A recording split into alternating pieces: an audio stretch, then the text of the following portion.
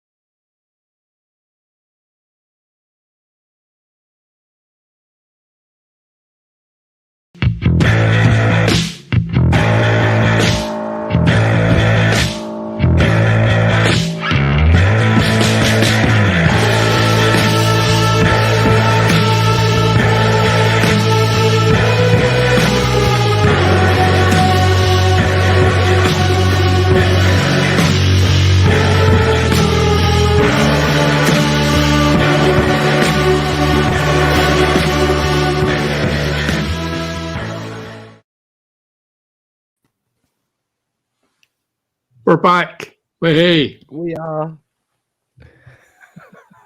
the three amigos.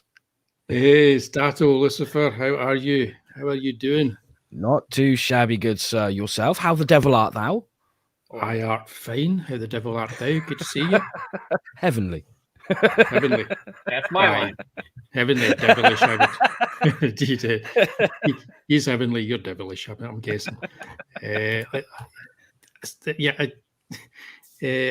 We've already had the first crash in the night before we even started. So things are going wrong before the show even started. So there you go. It's a good omen. So I'm channeling Top of the Pops 1974 chroma key special effects tonight. That's what I'm channeling. Nice. Yeah, I'm going for that. Let's have a look. There's people here. Hey, not my monkeys, not my circus. Oh, Hi hello, there. darling. Good seeing you. And Pete, good seeing you as always. And indeed, Pete. mighty Caparticus. Hey, good seeing you, man. Statistical Zero. Hello there. Hey, Stato. there he is. How the devil art thou? I know that. And dude. World Comics Review. Hey, good seeing you, man. It's we're doing a stream. Yeah, So many familiar names and profile pics. It's lovely. indeed, good stuff. So what have we got planned tonight? Well, you may well ask. Nothing really. Not really. No, the whole point of this stream is at some point tonight before midnight, I'm going to pull the plug on this campaign, which you may know about, and it's in demand. And every now and then somebody backs it, like one every 2 or 3 months. Hey, it's a backer. It's a backer. It's just been going so long because I've taken so long to get it done because, real world problems and all that kind of malarkey and stuff. But it's ready to go now. As anybody who's got the last update, there you go, update, will know. Things are, oh look, there's us. Things are looking good for it. It's gone up from being a 52-page giant size special to being a 68-page giant size special. It's easily done. Oh, so I know. And not only that, I've some of the pages and stuff you saw me working on in the live streams are not in it anymore. What?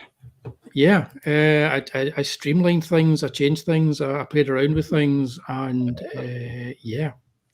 I'm doing work that I'm not even putting in it because the story demands it. So later on down the line, I'll do like a James Cameron special edition sort of thing that's 400 pages long. But not anytime soon. I won't. Not anytime soon. Yeah, the director's cut, exactly. There you go. Oh, well, thank you very much, monkeys. That's very kind of you. Cocoa butter and a deal with the witch, eh? No, it could just be that I'm looking 20 years older and that makes you look 20 years younger. Because the question is how old do you think I am in the first place? Because Oh, I want to get a good frame of reference to see how much younger you think I am.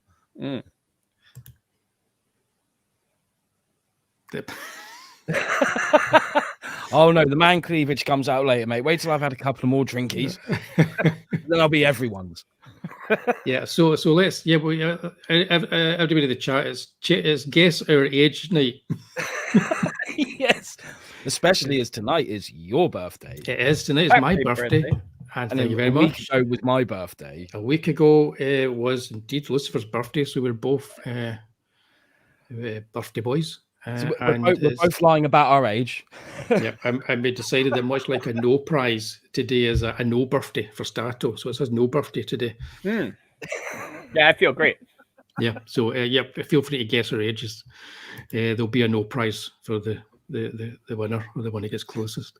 Now, for me, is it like when I created the account or like my real age? Because that's no joke. I'm 2 years old. No. I know the score stat. You really like you're in your mid-70s. Mid You 70s. got me. Yeah, You got we all those. I mean, Walter Brennan alone. I've been accused of being a brain in a jar with some eyes, kind of like RoboCop 2, Ashton, how the devil art thou? hooked up to a computer. Ashen, I know. Hey, Well, I've seen Ashton, you. I can say you're more terrifying than that. Rejoice until it did. That's that avatar's never changing. Quite right. Much like myself, I believe once you've chosen an avatar, you stick with it. what? You. I mean, yours is different. Because yours you modify yours continually, but you stick with you stick with you because it's you after all. Photographic. That's right. That's not a bad thing. It's not a bad thing. I'm not. I'm not drunk. This is my first drink of the week, I believe. Whoa. Yeah. Was that water? Apple juice? It's Something what is it? It's Glenfiddich. It's a blend of whiskies, and it's quite refreshing. And I'm alternating between that and some raspberry water. Thought it was like Scottish paint thinner or something like that. Gotta go for the hard stuff. Just better. Cheers, Pete. Why, thank you, Pete. The color of funny. You're not actually the first one to say that, I'm afraid. Joking. Right, Cap is the closest. He gets the prize. Ashton's absolutely 100% spot on. I turned 40 the other week.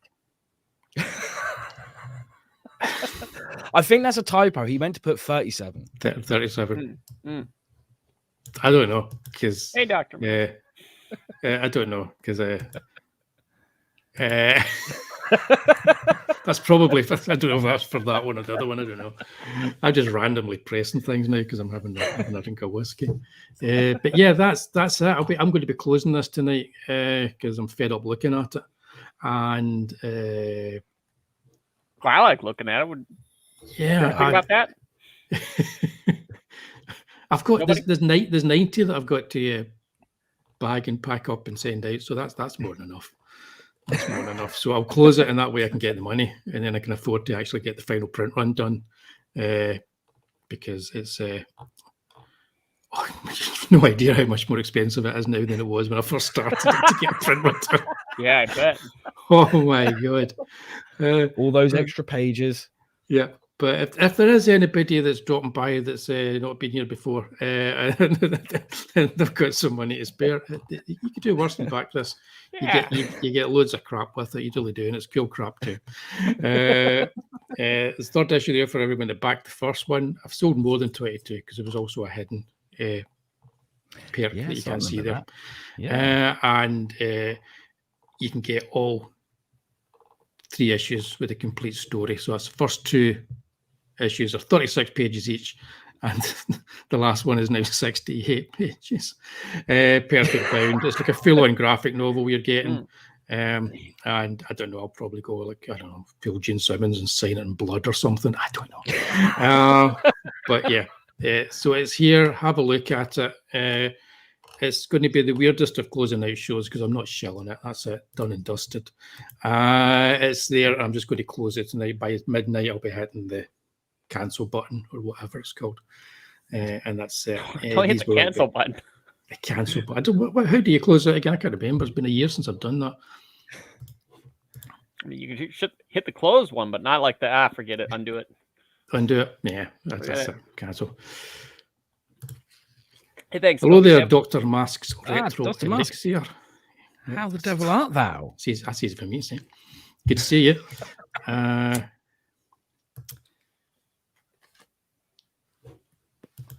COVID Kev. Hello there. Hey. I read. I've been off the Twitter quite a lot lately. I deleted my Twitter for a while. Did you know that, Lucifer? Yeah, I did the same. God, it was a little while ago, and then it was like, oh yeah, I've got a campaign to do. Shit, I better get it back. Yeah, no, I just did it, and I took off all my phones and that just to kind of like center myself and get myself, feeling like kind of focused on everything. So like, the day job and everything else, it was great. And then I came back, just eased myself back into Twitter again. So in a couple of weeks' time, I'll be a raving bloody lunatic. How do you guys go on? Because mine's usually pretty pleasant. Well, I try not to like look at the feed whatsoever. I do this with all the social media that I'm on. Just don't look at the feed. It's quite sane if you don't do that and you just focus on what the fuck do I want to say. Tough though. It's tough. It's like actually I missed that. There you go. I like that. Indeed. Thank you. Damn straight he does. Damn straight. Yeah. Pedic 18 is lovely. Yeah. See what I'm actually drinking is. You just pulled a drink out of the comic book? I did.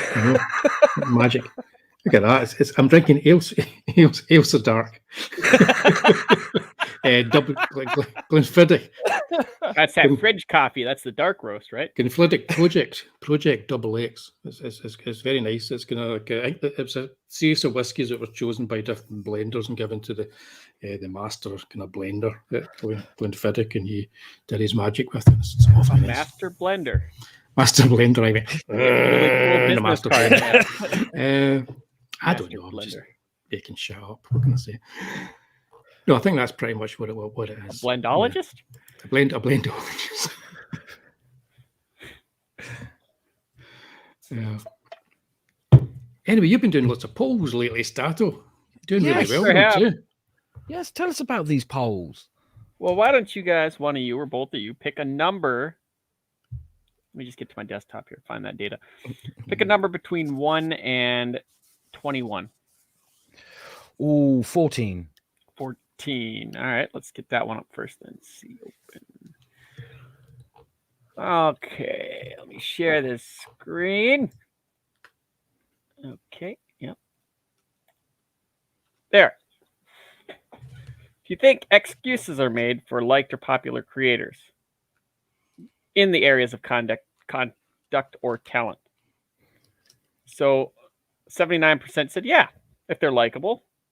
You know, we all kind of make excuses for our friends. It sort of confirms it. I like this person. They screwed up. I like them. I'm still going to make an excuse for them versus somebody that you might hate. Yeah, I think it depends on... I hate them. I think it depends on like how often they screw up, how much they screw up, if they learn from screwing up, because everyone has their limits. Yeah, sure. I think so. I think you're absolutely right. Like we all do it with our friends. Like sometimes our friend has one too many drinks. He thinks his shoe is a phone and does silly things. And I'm letting all my secrets out of what I did last week. And you think, oh, bless him, he had one too many. But if they keep doing it continually, then you end up going, yeah, I can't actually make the excuses anymore. There's clearly a pattern here, and I want nothing to do with it. So it seems like that's dang near universal in terms of, if you like somebody, give them a few more chances than say if, there was a comic book creator that was just a complete jerk. And we know that doesn't happen on Twitter, but if it did,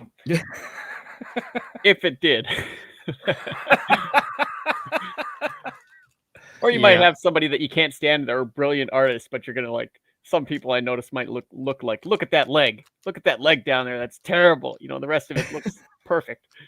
Yeah. Somebody that's not quite, so that's awesome art. What are you talking about? That guy's awesome. Wooly, what do you got? Well, I saw that one. I thought that was a hard one for me. I didn't quite know. Yeah, it is a hard one. That one. That's usually where the other comes in. Because I don't. To be honest, I was like, I don't really mind what the creators are like if they create stuff that's cool. Sure. And some people, I think, no talent alone. Well, it's only 3% of.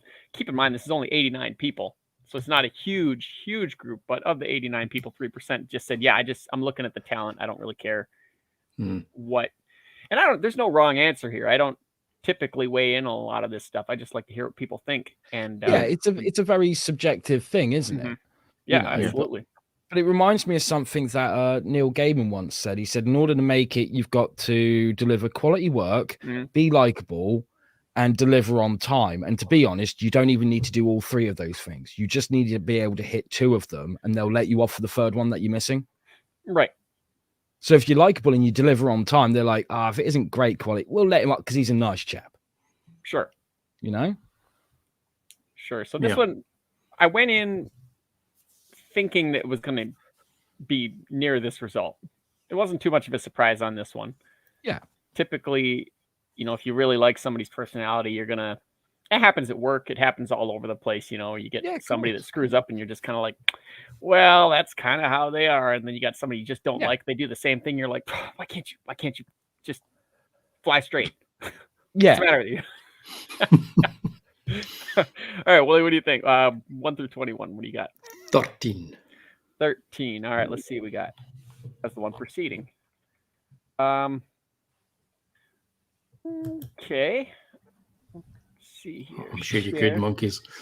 I have no doubt in that statement. So, if the mainstream switched direction, which was more neutral or at least obvious in their politics, would you or whoever's answering go back and just barely beat out might cherry pick? I think most people might, like if there's a whole new line and it's gone changed, they might go like, I'd like to see what Batman's doing now or whatever like that. And that's very, very close. This one surprised me a little bit. See, again, this is an awkward one for me because I don't. The politics thing doesn't bother me as much as it bothers a lot of people. Sure. It's just the bad writing and the way that's done badly. And I think it depends on like the age of reader as well. Yeah. I mean, like if I was still in like my mid-20s, then I'd be like, if they change that direction, I'd probably go back to picking up Spider-Man and Fantastic Four and stuff like that. But being the age I am now, I'm like, I don't have any interest in that stuff anymore. I still respect like the older storylines, and I love revisiting the older storylines.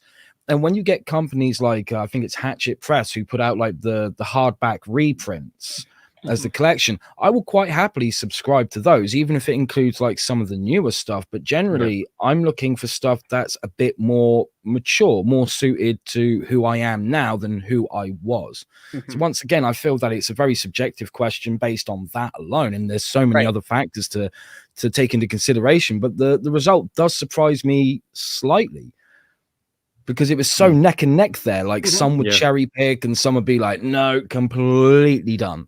I don't. If I if I know I'm blocked by somebody because they've looked at a blockchain or whatever, they've decided they don't like me, Yeah. I wouldn't buy their books. Yeah. Right. And that's the only thing. That's my only thing. So you know, and that's it. Here's an interesting one. I kind of figured this was going to go the way it did, but I thought they'd be a little closer in terms of like your crowdfunding. You're going to do like an issue or multiple issues in one go, like, you know, like a saddle stitch or something like that versus a graphic novel. You know, there's 25% like the idea of having a bunch of like single issues all in a campaign, but 72% just give me that book. Yeah, that one kind of surprises me. It really does, because especially for collectors. I think there's a lot of like old school readers who are still about, and they want that excitement in the books again. And one of the most exciting things, especially when we were kids, was picking up a book that came out weekly or monthly and having to wait for that next issue. It was a bit like back when we had serialized television. You know, we're all like using Netflix now.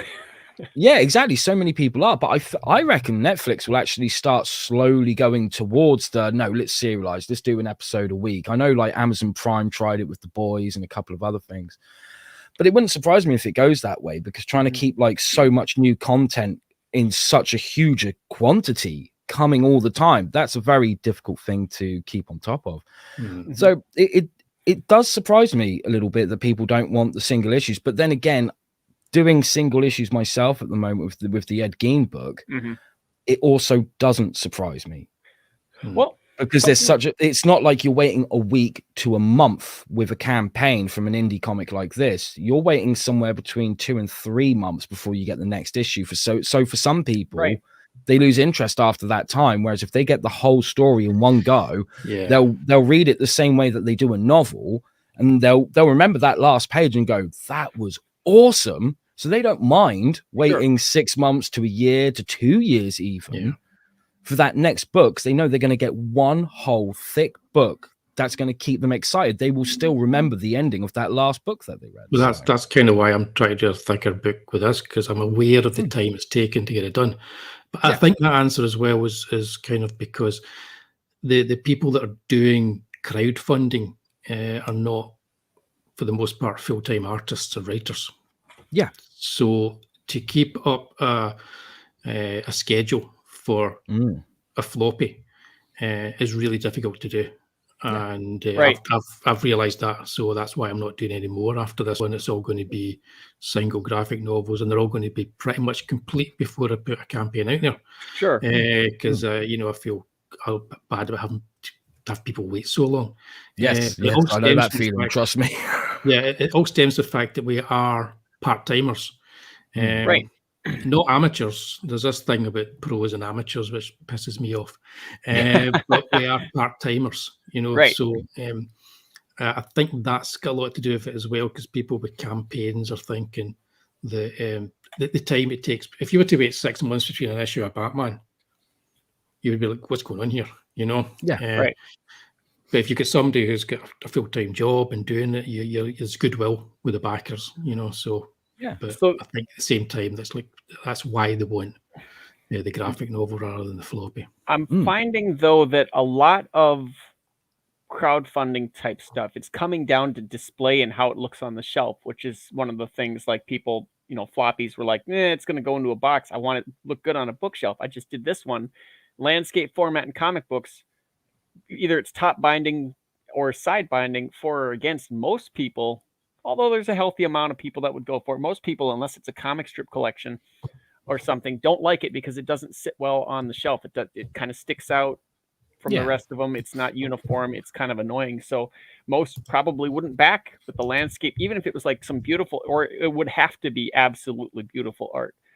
But now I think this kind of ties in with what you were just saying with the last poll, because this is something that I've been thinking about. Because like I said, with the current campaign, doing it as single issues, like I am seeing both the benefits and the downfalls of it. And it started making me think, well, hold on, it's probably better off to do the single issues as digital only and then do a campaign to back like the collected paperback or the graphic novel or whatever you want to call it. But I feel that if you're going to do that, then digital should be in landscape, because at least from where I'm sat, I think it's more entertaining and easier to read a digital comic if it's in a landscape format. I mean, people like Brian K. Vaughan, he did Panel Syndicate, his own like little digital only comics like publishing thing, and they are all, or the majority of them were, in the landscape format.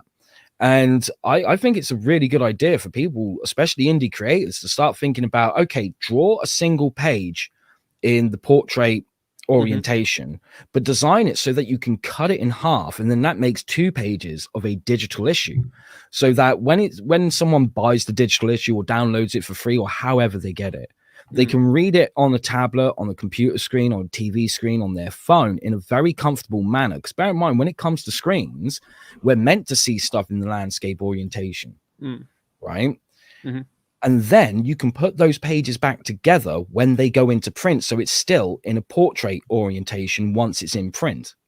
Sure, DC does that a lot. I think I've got one that they did. It was like called Batman Little Gotham. And the top half, each screen was one half of the page. They just shrank it down. It'd be, wouldn't be more than like 3 panels typically. Yeah. But yeah, you'd have one screen and then the screen 2, and then they just stack it right on top of the page.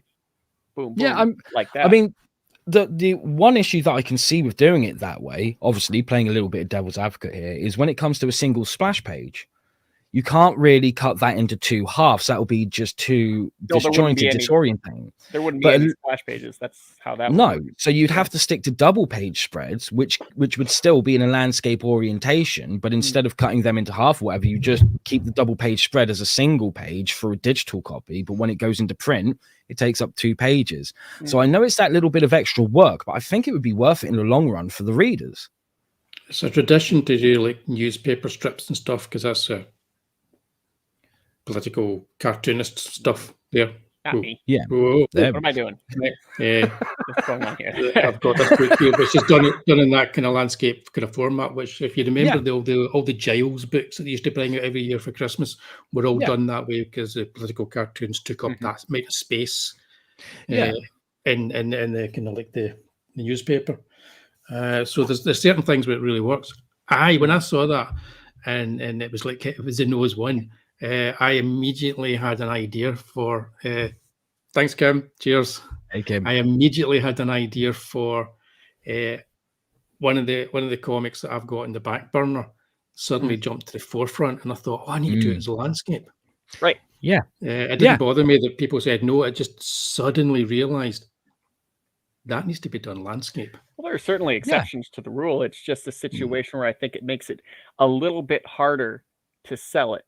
Like a black and white landscape would be fairly difficult. Color landscape, a little bit better. Color standard, whether it's magazine size or like the 10 by 6.7 or whatever American size, that's like your best way to go.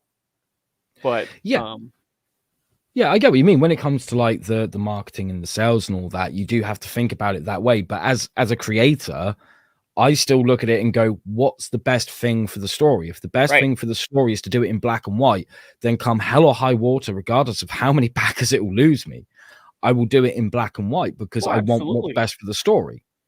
And I mean, that's certainly like looking at your Ed Gein there with the high contrast and the not a lot of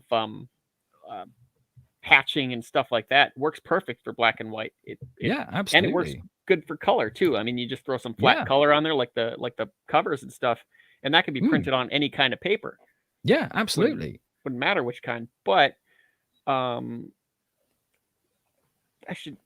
did do a poll on black and white and color and stuff, and not surprising, the overwhelming majority was get it in color. That doesn't surprise me either, because I've had so many people say with the Ed Gein book that they're like, please say that when it's a collected trade paperback, it's going to be in color. And I've been like, nope. Nope, sorry, it ain't. It's going to stay black and white. Color covers, but black and white art. Yeah, I think that's interesting as well, because I'm kind of like that as well. But it's old, it's golden age and silver age stuff and old stuff I tend to keep going back to now and reading. And rereading, and self-contained stories and anthologies and all that kind of thing. But that's a great comment to see knowing that Dr. Mars there is rereading the crowdfunded books, sorry, because then that means that the indie creators are doing something right. Yep. If people are not just buying the book, they're getting value for money out of it because they're constantly going back and rereading it. That's amazing. That's awesome. Yeah, Dr. Mass says that Image did Liberty Meadows and PvP, to throw onto that, in landscape with the side binding. He thought it worked just fine, almost like a Garfield kind of thing. Yeah, it did. They just kind of put it like on its side on the shelf, when they put it up for the comic stuff. And Not My Monkeys prefers black and white. Rock on. Yeah, it's I've got a couple like that from, I think, Image. They're not too bad on the shelf if you got some, like, they go better with art books or something like that, instead of like your standard comics and whatnot. But yeah, I was looking for a square bound one there. See, for me, it's not a huge problem because my bookshelves, like, they go all over the place. They're not like, perfect form. Some stick out, some don't, kind of all through the whole thing. So it's not a huge deal for me, but I can certainly see where people want things nice and uniform, where that would be a problem.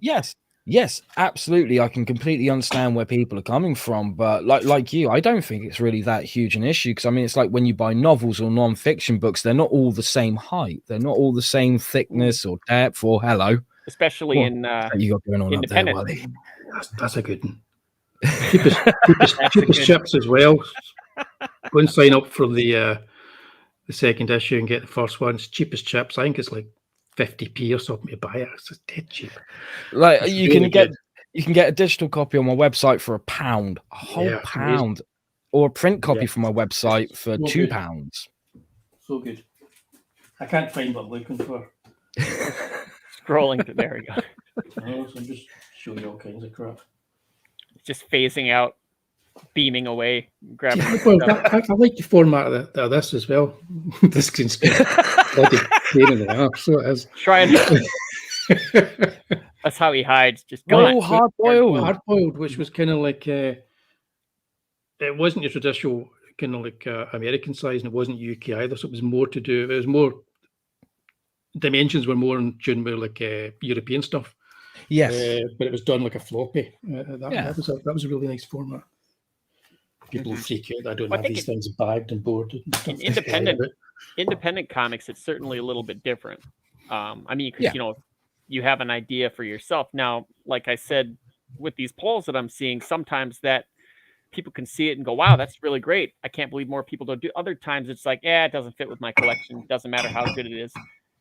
Yeah, collectors are funny like that. Like you look at like some of these Marvel and DC used to have like spin-off series, and they always canceled them because even if they were amazing, they weren't main continuity, so the fans didn't want them. They wanted to collect Thor, not like this really great Thor spin-off book or something like that. And then that didn't make 6-7 issues. They just went back to the Thor, which everyone was complaining about at the time because it wasn't even all that good. I know. I don't. Yeah. But they still collected because it's to Silver Ogre for thanks for joining us. Help. Well, it's like I've heard lots of people say that they gave up reading comics ages ago because they would start getting into a run of something, say like Aquaman or Batman, and they'd be reading this storyline and they'd be like, continued in Justice League issue 234, and they'd be like, I don't want to get another title just to finish this one. Right. I want to finish this one. So that turned a lot of people off to the point where they were just like, I'm not even buying comics anymore, which is such a shame. But yet these publishers keep doing that same thing regardless, and I don't understand why. Well, now you've got the miniseries that's 8 parts, and then you've got 4 parts in each book that line up around the miniseries, and then there's the omnibus. That stuff. You're welcome, Cap. Sorry, I did say I was going for like Top of the Pop circa 1974 with my green screen. Anyway, that those polls were really good, and you get lots of interaction with them as well. There's lots of people. Yeah, well, that's the other category. I mean, some of them it's like it's a yes or no question, but then you're always going to have somebody that's like, well, I mean, I'm not yes or no on this. They start doing yes but or no but. So that's where the other category, and a couple of those polls, the other category actually jumped pretty high there, but but for the most part, there's a fairly No, it's just a little bit of incense. It'll be fine. Just got little arms on there and his fire next to him. I kind of want a s'more now. Or all of a sudden you see like John lifting up a skewer with a toasted marshmallow on it and licking away. I'm really trying to figure out questions that nobody's really asking, like the landscape question. I don't think I'd ever seen anybody really. I think that's a really good question to ask. And there are some things like, to do with creator behavior, crowdfunding etiquette, things like that, to kind of go in between like the comic book stuff, like how you like your comic books. Well, that's the stuff that I don't think a lot of us think about. We're so focused on the book and telling the story and getting the campaign up and getting people to buy it that we forget that building a relationship with your audience is just the same. This is something that I'm focusing on a lot at the moment because it was something that was kind of brought to my attention recently. Because just before Christmas, I was hanging out with someone who I've known for a couple of years now, and they turned around and said, "This is going to sound weird. I know you, but I don't know you." And I was like, I get exactly what you mean. Now, you drink with me. Imagine how my fucking audience feels. So I've got to do something to turn that around a little bit. That's the story of my life. I feel you. I like that too. The Franco-Belgian sort of like hardcovers. I want to do something like that. I'm kind of going to go more. I mean, I've not done any. Oh, I have. I did Charlie's one shot. That was American size, but I hated. I hated the dimensions. I don't know what it was about them. They just seemed narrow, very constricting. Yeah, very Which constricting. Is why I think the landscape seems like it would be, because I mean, like a double-page spread on a landscape, it's just this long, huge strip of whatever you want. You know what I mean? But and you can get quite a few panels in there if you want, or just 9 grid. To me, that would help make the story have a more cinematic feel without having to go for the decompressed style of storytelling. Yep. I've done most of issue 3 Ailsa Dark as landscape because I've approached everything as a double page. Sure. Nice. So I'm thinking landscape when I'm doing the 2 pages. Well, the trouble is, if somebody were to do that and they were to be popular, it's difficult to make a trend when the next books that want to follow it are 8 months out. So I mean, I think that's because what I'm finding, most of what we like hold dear with comic books, whether it's Euro or American, like this is stuff that really has not changed in 50-60 years. And you think, what if I changed it? What if I did something different? Kind of like going from comic strips to comic books. Huge change in how you can approach a page. But I didn't really think about the display aspect. That surprised me a little bit, that like, no, thank you, because most of them are done this way. This one would stick out. I don't like that. Like, that's not something I ever really thought about, but it's interesting. Well, we have to remember, and it's something that's so easy to forget, is that there's more than just people who buy comic books and read them. You got people who buy them and they collect them. They want them to go up in value, because hopefully if they go up enough in value, they could put their kids through college and so on. You got other people that just buy them to immediately sell them. They're doing a speculator thing and going, this one's going to be the next hit, honest. So, I mean, I've heard a lot of comic book readers say that when they go out and buy an issue, they actually buy 3 issues. So they got one to keep, one to read, and one to sell. So they're kind of a combination of all those different type of readers out there. And it's very hard to make things and market things that are good for all different types of reader. Good evening, Yernish. How the devil are Good evening. So it's a very hard thing to do. But I like what you're saying about the changes that could be made, because the reason why certain social media platforms are still big several years later isn't because they've stayed the same. It's because they've changed. And a similar thing, look at TV shows. Why do some TV shows burn out and fizzle after 2 or 3 years, but other ones go on for such a long time? I think classic Doctor Who is a prime example of that. And part of the reason was they changed the main actor. It was still the same character. They had that story device where it was acceptable for the actor to change and have such a big change, but that kept giving something fresh and new to the show that made people who'd been watching it from the beginning continue, and it picked up new audience members every single year, all different ages.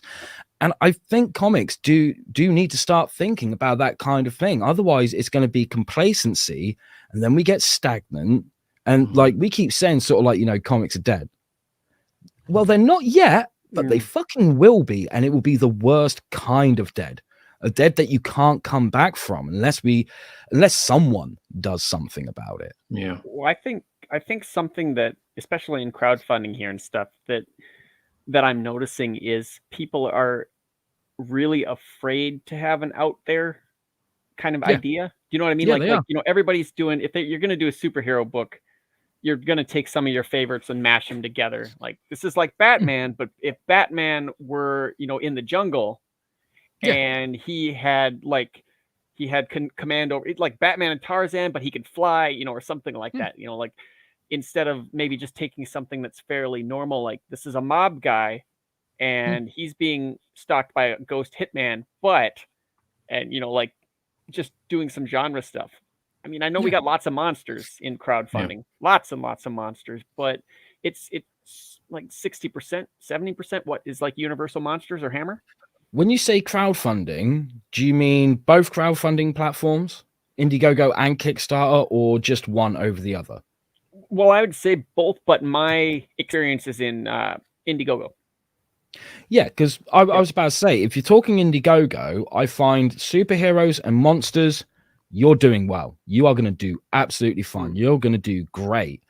But anything beyond that seems to work better on Kickstarter than it does Indiegogo. But then you've still got that problem of like, you have certain backers that will only back Indiegogo and for understandable reasons. And that was a poll too. Right? And the opposite is also true for understandable reasons, right? I don't want to invalidate anyone who's like, I only do Indiegogo or I only do Kickstarter. That's fine. You have your reasons for doing that and they are completely valid. But it makes it hard for some creators because some want to go to Indiegogo, but if they do, they're going to lose some of their fan base because it's on Indiegogo and not Kickstarter. Vice versa is also true.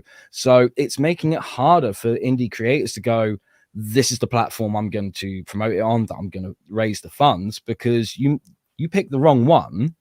Right. You kind of stuck with it for a little while because you'd be like, well, I'm not making as much money as I need to make in order to keep this going.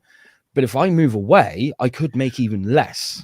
There's certainly more, there's pros and cons. I mean, Kickstarter is huge, which is there's audience, but there's also so much white noise. Indiegogo is more focused, but it's a little tougher to get some traction there because it is that focused. And that was, I kind of find that it's a little bit split between principle. Like, you know, I'm here at this because my friends are here or because the people that I like are here or political reasons. And the others, how they take their money out. Indiegogo goes right away. Kickstarter waits until the end of the process, a month or two or late away or whatever before, you know, and you might be thinking like totally forgetting about it. You got a light bill due and all of a sudden you've got $25-$50 coming out that you just totally didn't plan for because you forgot about it. I totally understand that. Yeah. But that's also another thing, like the polls like do this weird thing where you'll have the results, but in the comments, you're going to see a whole lot of different stuff. Like there's a lot of yes, but or no, but I mean, like when they're just talking and they're chatting, you're finding all kinds of these like peripheral problems that are getting talked about and addressed that have and sometimes don't have anything to do with the poll, but it's something most people aren't talking about, especially on stream. I think it's the thing is, I'm finding with these polls is I don't think that they should come from anybody with the show, because ultimately a lot of times the fan base is going to go with what they think the host would like to see.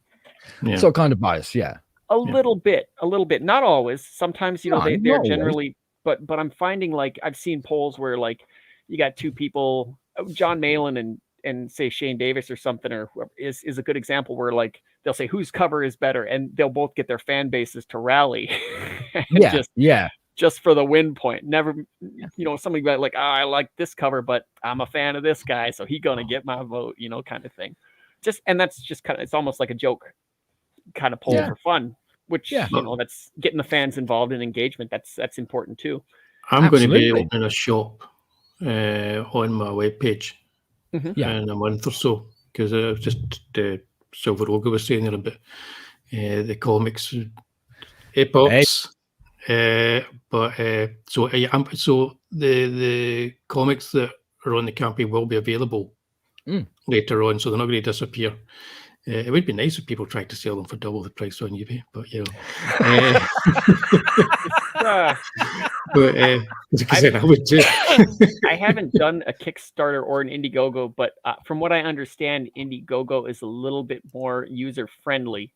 Is the difference? Yeah, from what I know, Indiegogo is a bit user friendly when you're setting up the campaign. One of the unfortunate downsides is you do get the odd backer or odd customer that ends up DMing you, private messaging you, saying, look, I have tried to buy your book on Indiegogo so many times and it will not take the money. For some reason, the algorithm has said that I'm not allowed. Sometimes it's for some countries. I've had it with people who are in the UK and they've tried backing my book and they've messaged me going, I've tried this 10 times. I had 7 on this that ended up not backing, that were having trouble.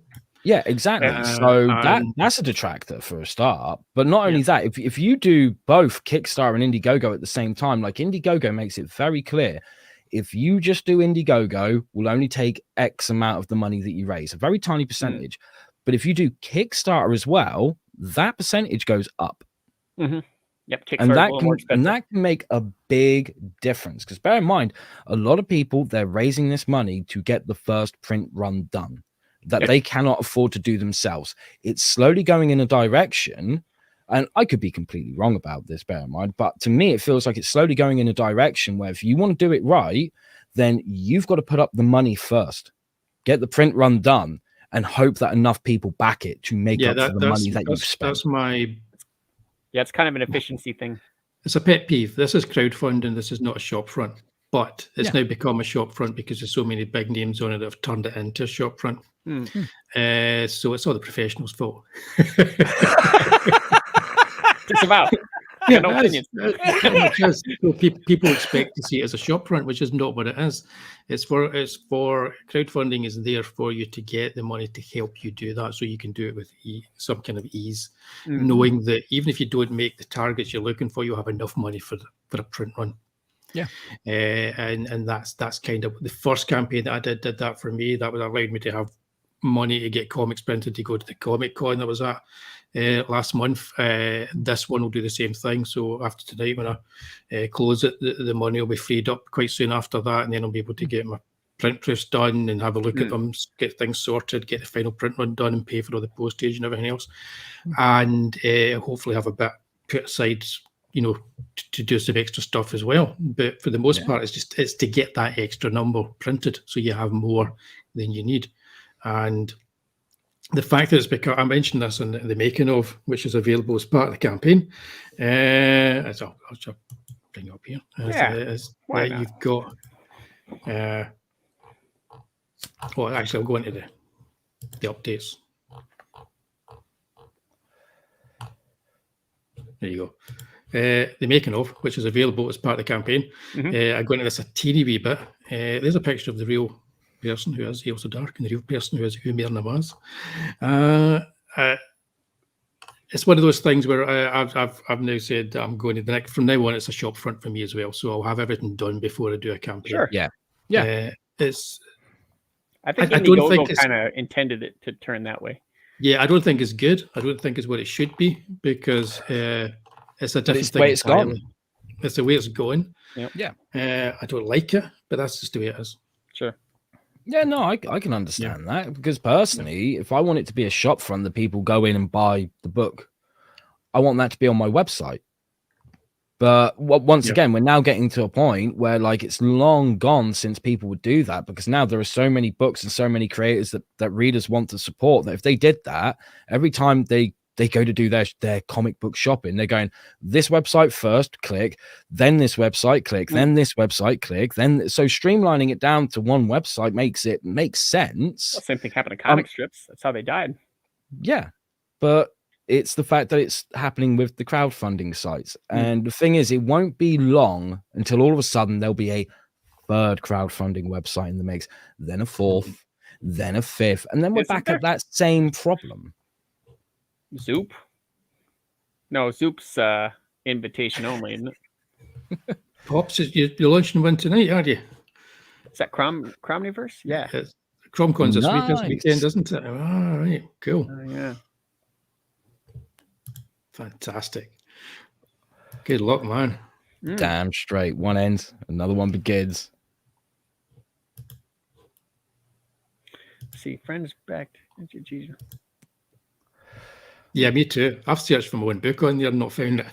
Yeah, really? I find it easy. It's shocking. Yeah, it's mad, isn't it? Absolutely mad. Hey, Ian. Hey, Ian. Hey, Ian. Cheers, mate. Yeah, do fall asleep. Yeah, I wasn't going to fall asleep. That's why we're doing it tonight. We'd originally meant to do this on Tuesday night because Tuesday night is Team Dark night. Traditionally, we start at 10 o'clock and do the Team Dark streams. But I work full time on campus on Tuesdays now, and I am wiped out by 10 o'clock at night. I am like just completely wiped out. So that's why we ended up moving it to the end of the week. Hopefully not clashing with any streams. I know Colin Mark will be on about midnight, but we should be done and dusted by then. Sure. Yeah. It's because I'm now a sprightly 35-year-old man. You know? No, it doesn't look like you have any competition right now, so you're good. Cool. Good stuff. Simple as poop. Any chance Teddy Bogoman versus Zombie Maggie? Oh, hello. There's a good callback to the last hello, CGP. I'm in. Was there another CGP after that? Did I kill the streams on that one? Yeah, Colin Mark put that up as a quite funny wee edit. I don't know. I don't know if I could. I don't know how often I could sit in front of a screen and draw Maggie Thatcher. Zombie Maggie Thatcher. Zombie. That must change things slightly. You must be able to be like, I could do one more panel. I kind of like that. I'm playing around with an idea in my head after being to that convention last month. I was standing there and I was formulating a story with the Tatty Bogo man slaughters a whole bunch of furries. Because I'll get my wallet. Hold on. It was like I was just every time one of them went by, a new panel popped into my head. It was fantastic. But yeah, I could probably weave a zombie Margaret Thatcher into that. She could be like a zombie Yoda-like figure. My. It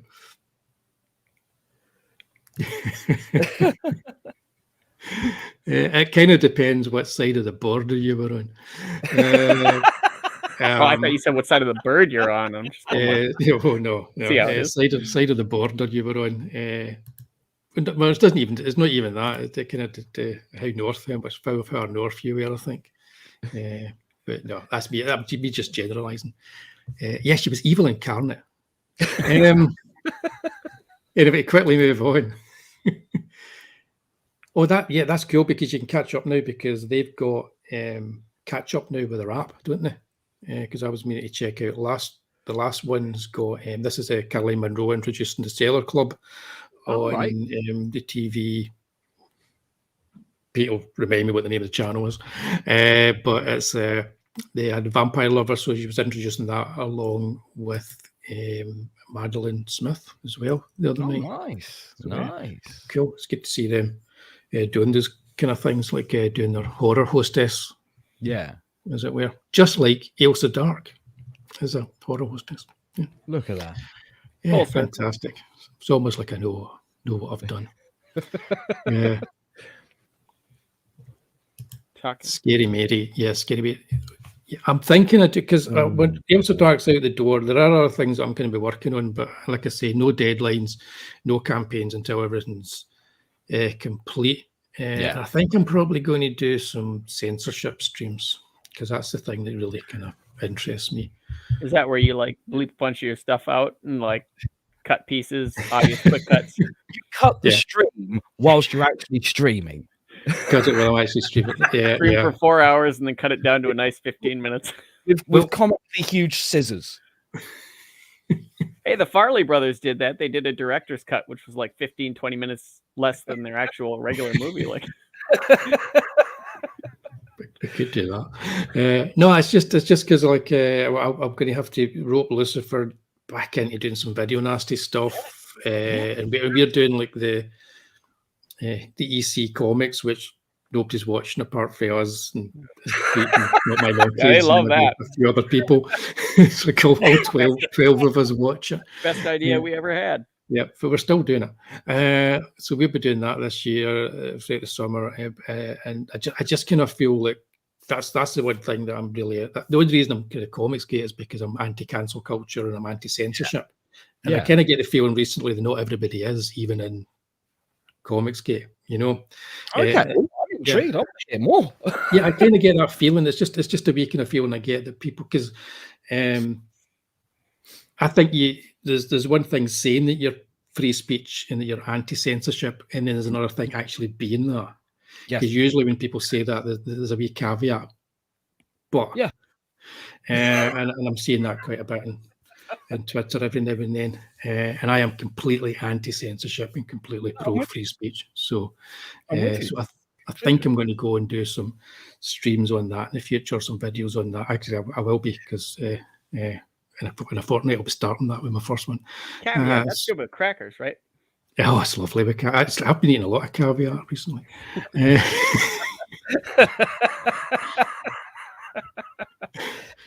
It's remarkably cheap as well. Everybody thinks it's expensive, but it's not. It's a champagne is expensive, but the caviar is not that expensive at all. No, that'd be cool, man. Like I'm up for doing the video nasty stuff. Yeah, because I mean, my schedule should be a bit freer now. He says now. Yeah. Okay, we'll find some way of doing them. I think as the summer comes in, we'll be able to do that. So let's let some stuff in.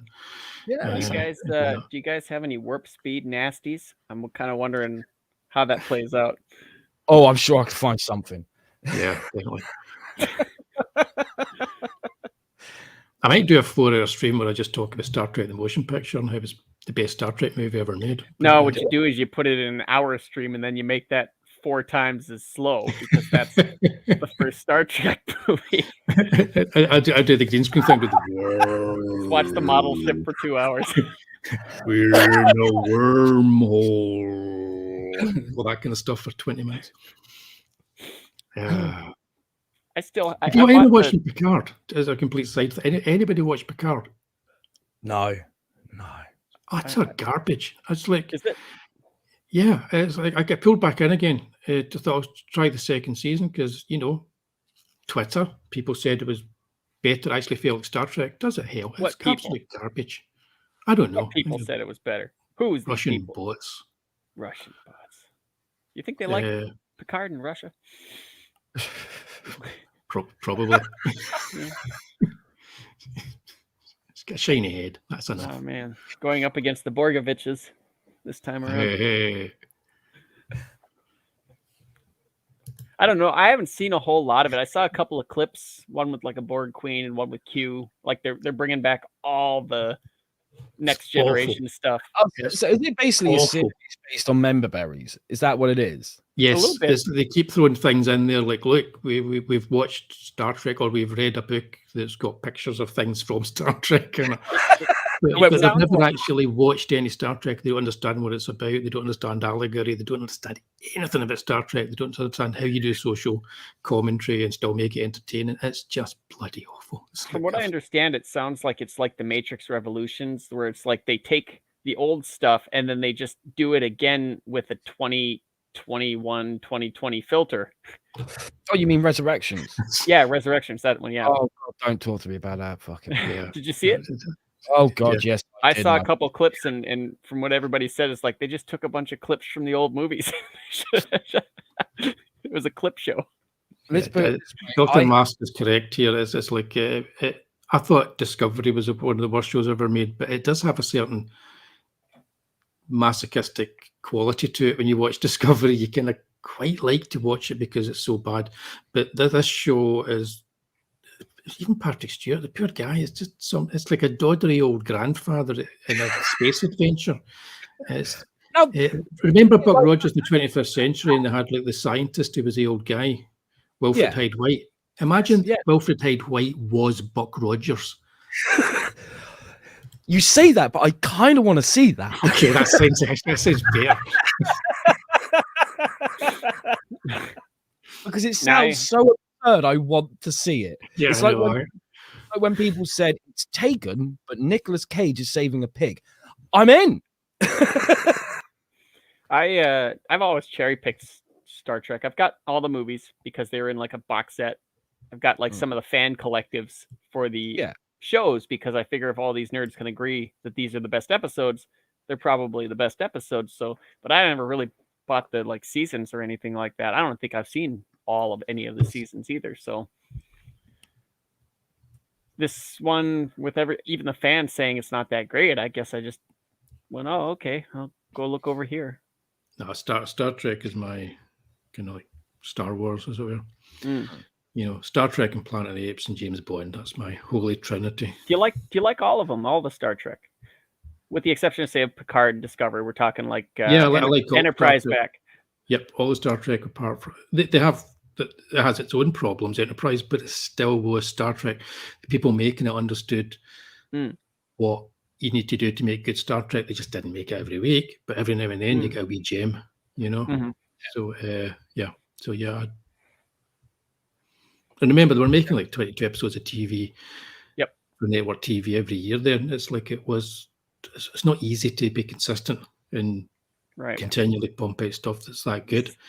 I mean, nowadays you can make 6 episodes a year for a streaming show, and 3 of them are absolute garbage. And people still say it's the best thing ever. Back when it was appointment television, 1 episode a week. If you're making a season and there's 21 episodes in it, then you know that 7 of them are going to be cool, 7 of them are going to be and the other 7 are going to be never mind. Maybe next week will be better.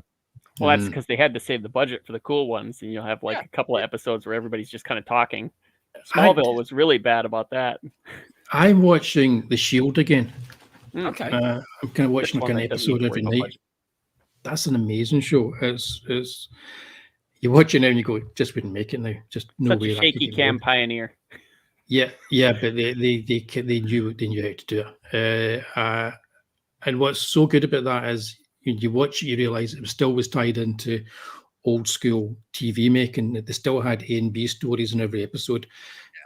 Although they had a through line that went through the whole season, they still told individual stories every week. They advanced characterizations and storylines and all the kind of stuff that you don't see in TV anymore.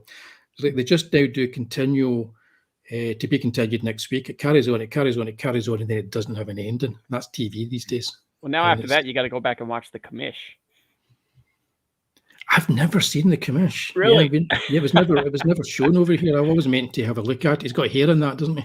Oh, it's very wholesome in terms of like he's a very happy character. There's like scenes where like there's the prisoners are going on a hunger strike. So he goes and he throws up so that he's on the same timetable as they are, gets some real hunger, and then he sits down with the foreman guy and he's like eating a sandwich right in front of him, like negotiating.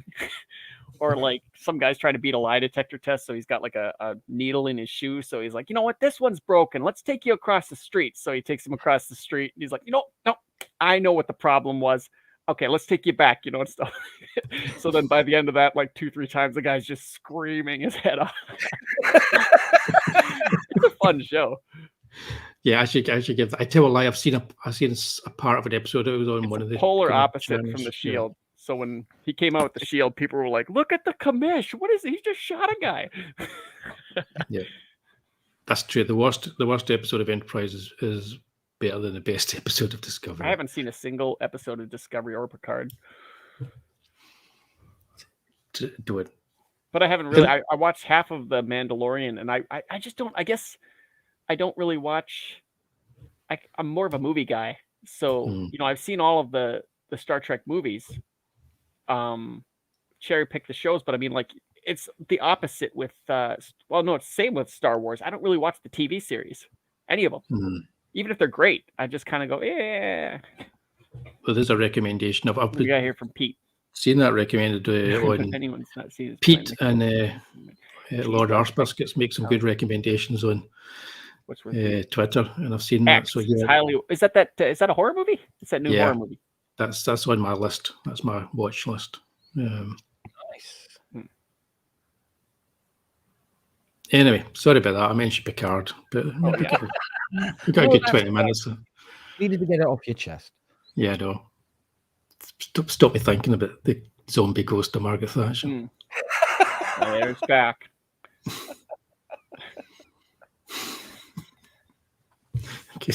I could have like What would zombie be like your worst union nightmare, leaders. Do you mean that people are going to request until you actually do it? I know. So it's never going to stop haunting you, that one, until you do Well, it. I could do it. I mean, my next book is actually, I've already decided it's going to be a black and white landscape political horror thriller with a zombie Margaret Thatcher. That's a tough sell. Yeah. So what would your like ideal nightmare be? Like, is that like Picard? Pyfall? Picard Spyfall? How would you combine that? I think And the villain in Picard's Spyfall is a zombie Margaret Thatcher. I think Picard's worse because it's Patrick Stewart. Oh, thank goodness. Because if they did Skyfall with Roger Moore, that'd be brilliant. What am I saying? That would have been amazing. Dan asked, if there are ever zombies in Star Trek, you could almost argue that the Borg are. Yeah. Almost. Yeah, Say that. pretty much. But not quite. I'm trying to think. How come he's never played Dracula? Scott Bakula. I know. That'd be good. It's a crime. There's still time. I think his time is done. Picard looks like a weathered volleyball. I don't know. Second season, Enterprise has a lot of quite good stuff, and some good stuff in the third season as well. But yeah. Oh yeah, Quantum Leap, right? New Quantum Leap. How woke is that going to be? Oh God, there's going to be a new Quantum Leap. That's right. I heard about that. Keep it. Yeah. Oh yeah, definitely. It's going to be terrible, isn't it? It's going to be awful. I like Quantum Leap. Like I don't know if it's just me, but there's this lovely philosophy of if it ain't broke, don't fix it. Yeah. Quantum And if Leap it's is complete, broken. it's perfect ending. It's complete. It's beginning. Lots of new seasons. Perfect ending. Yeah, they could have redone Sliders. Yeah. Yeah. Oh, actually, I was like, that one does need to be fixed. I was watching the second episode of Picard, and it felt like an episode of Sliders. Really? I'm watching it. I'm going, this is familiar, and I'm watching. I'm thinking it's like Sliders, because they were using like whatever it was in Los Angeles. It was modern, kind of like or 1970s architecture to look like it's somewhere in the future. You know, I'm thinking this is just like an episode of Sliders. I keep waiting for it to come back, like all of them. John Rhys Davies and Jerry O'Connell, and just be like, we're back for a limited Netflix series.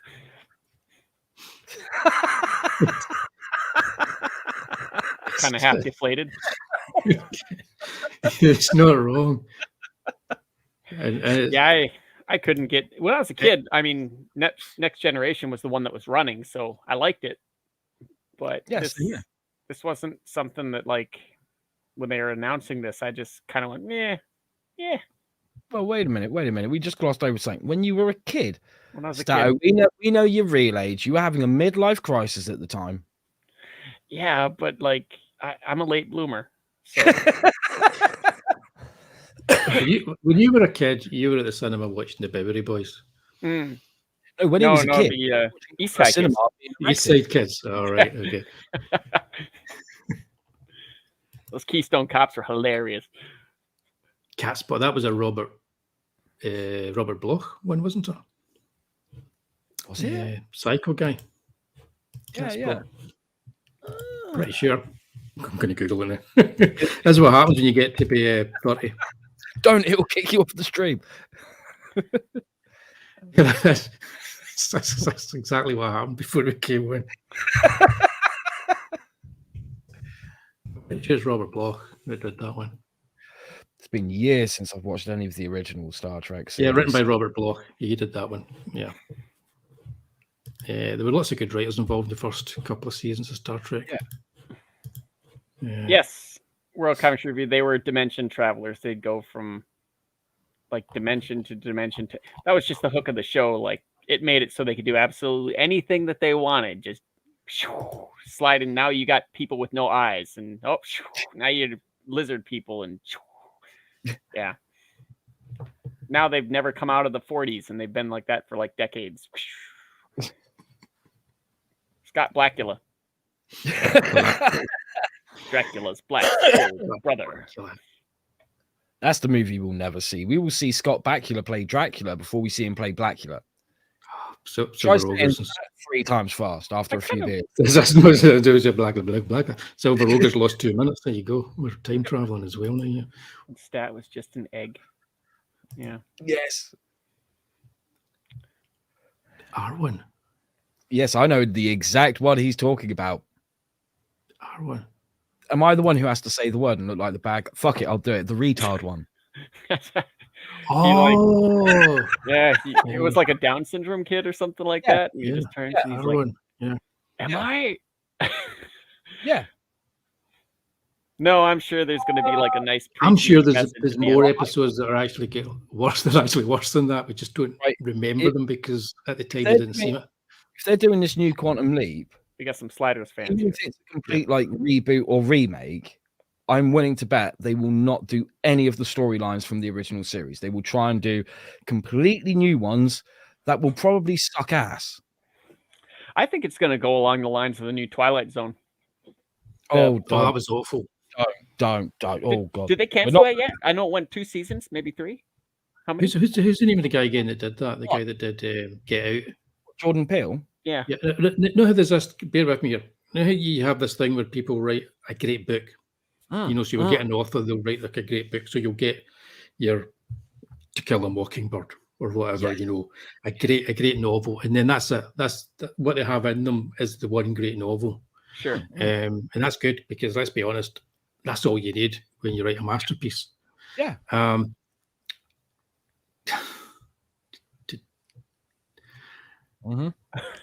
Get Out is kind of like his To Kill a Mockingbird.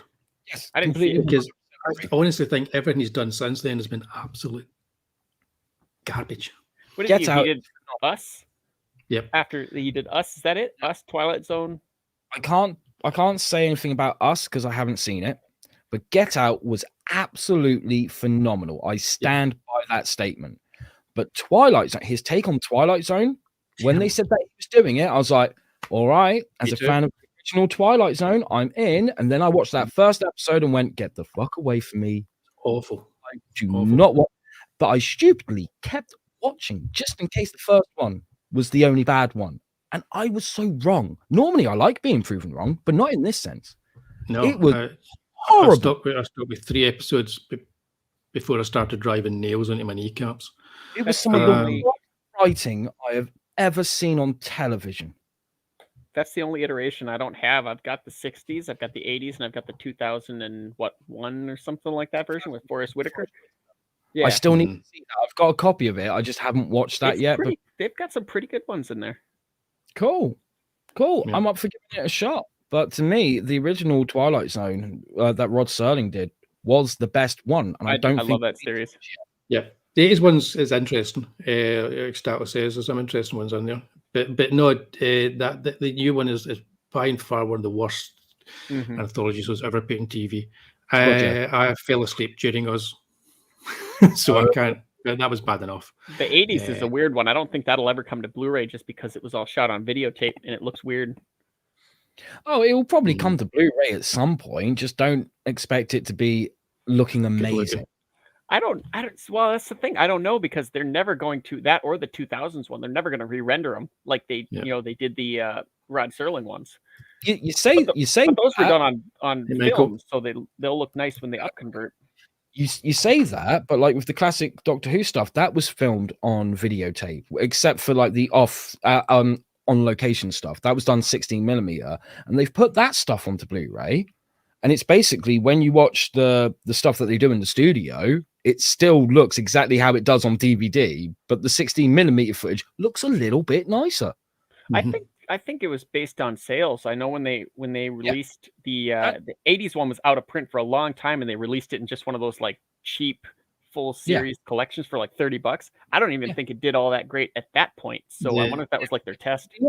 The problem with the Twilight Zone stuff is it has that kind of soft focus quality to it. Mm-hmm. Yes.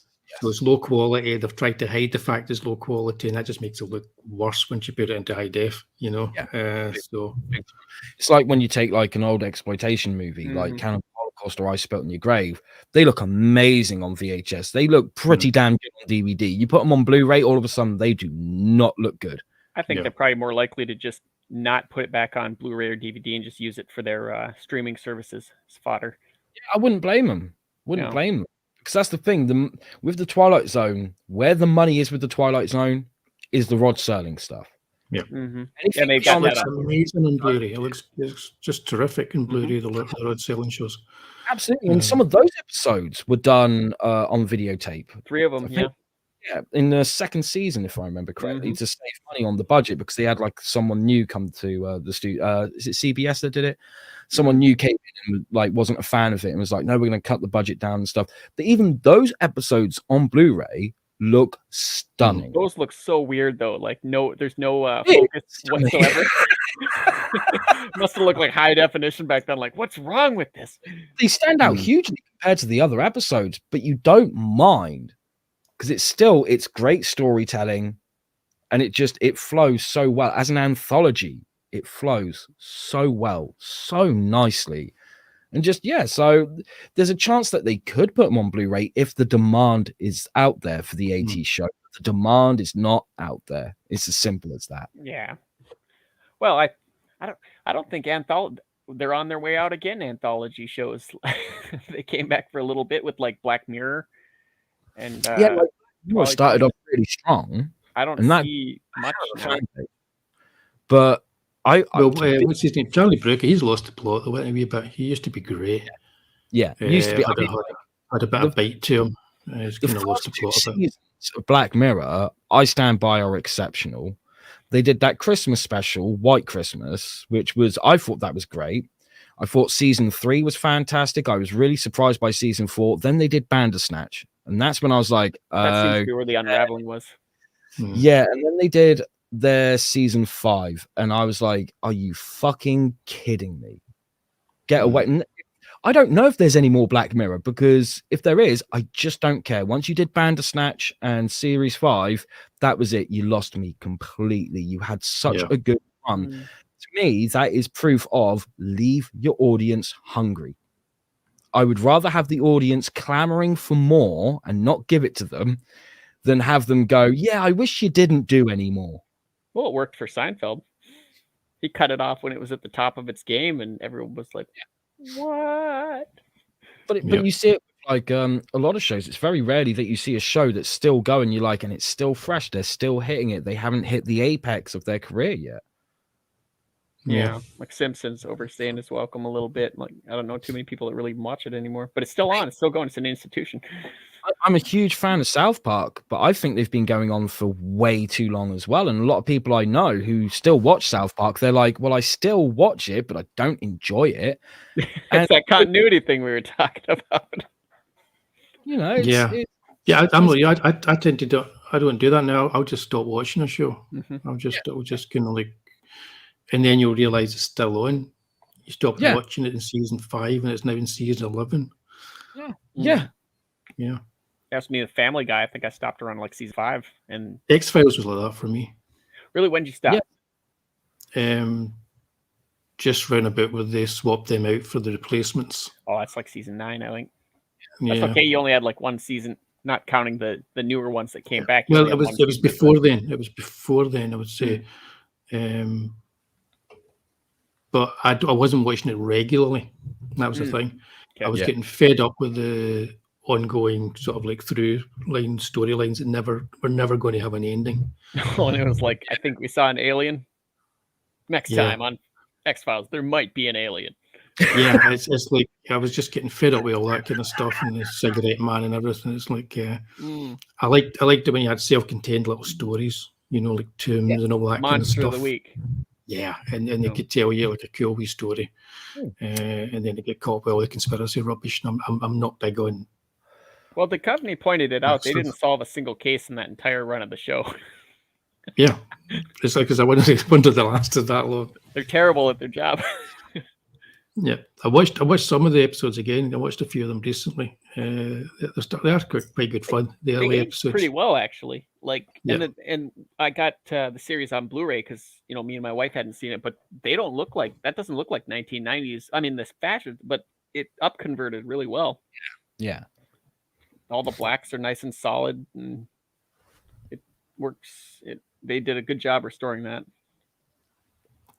Oh, is that for real? Oh. Who's this? Over the top. Oh, over the top. Right. Oh. Never heard that'd be a good interview. Okay, get somebody wanting to do with that. If we still need to do our over the top special, we need to do that one. Future German Amazon buy. Yeah, we need to do that as an over the top special at some point. Getting all my monkeys involved in it because he's the expert there. He has. Our man is a proper expert on the arm wrestling.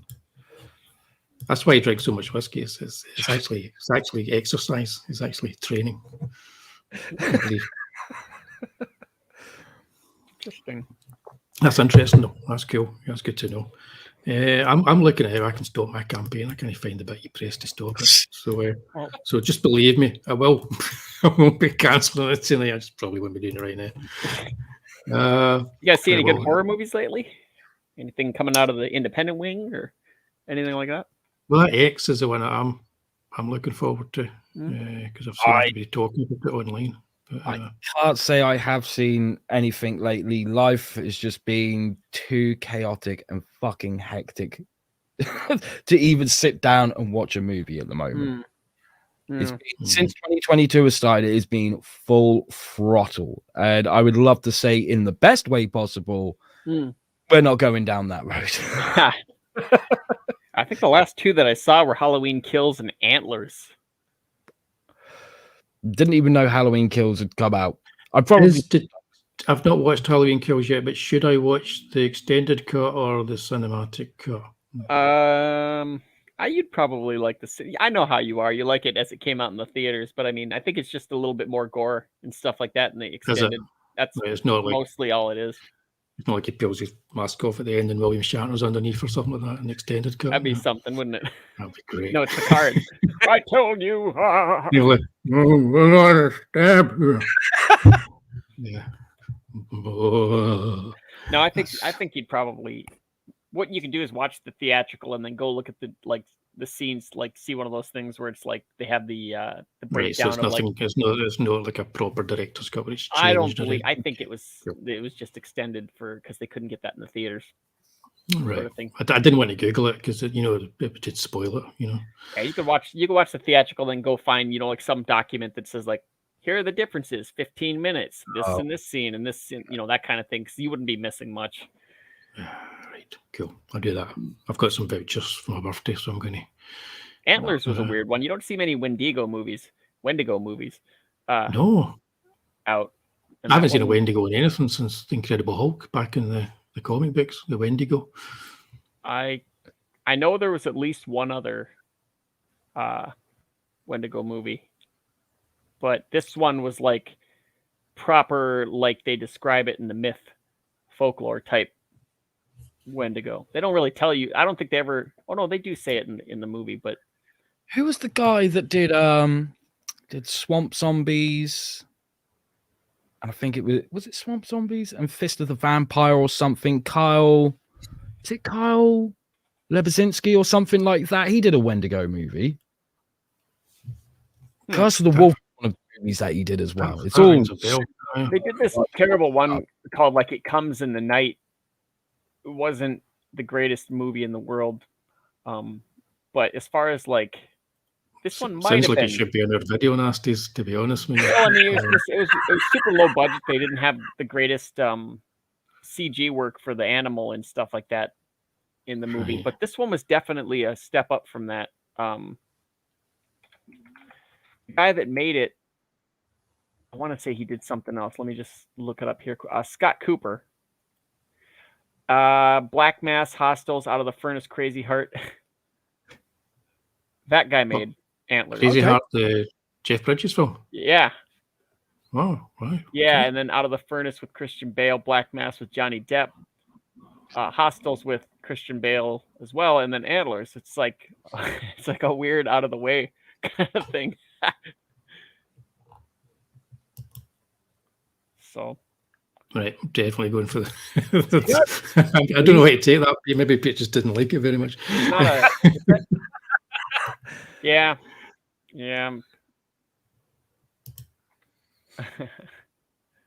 Hey there, Jay. The Northman. I don't know about that one. That's coming in. Okay, give that a look as well. Jay Fairclough liked Antlers, and Pete's got it on his ever-growing list.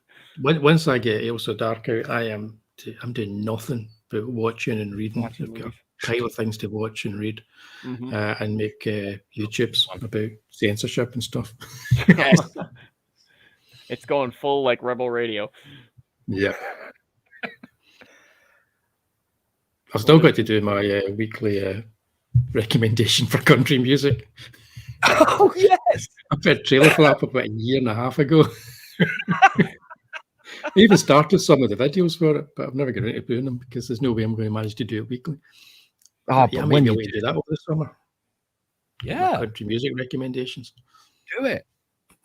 Yeah. I want to see those. It's going to be just as popular as our EC Comics tales. It might be more popular than the EC Comics thing. You don't know that. Combine them. There's only one way to find out. There's only one way to find out if it is popular or not, and that's for Stato to do a poll. It's like, right. There's people in the back of the room going, hooray! It's just not. That it goes to Johnny Cash, you see. It's an excuse for Wooly to watch the shows, is all it is. The North was a Viking film, but The Norseman was a Viking film with back in the day with he was in it again. Don't worry about it, Pete. It's Blumhouse. Was it Lee Majors? Was he not in a film called The Norseman? I don't know. Nah, he was in the movie called The Norseman.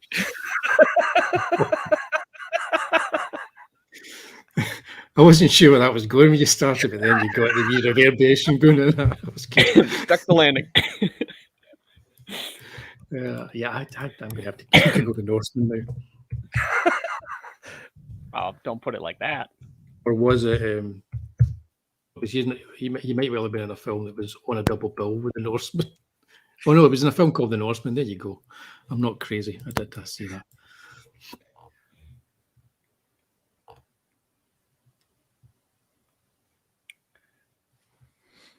Don't worry about it, Pete. It's Blumhouse. They're naturally very divisive.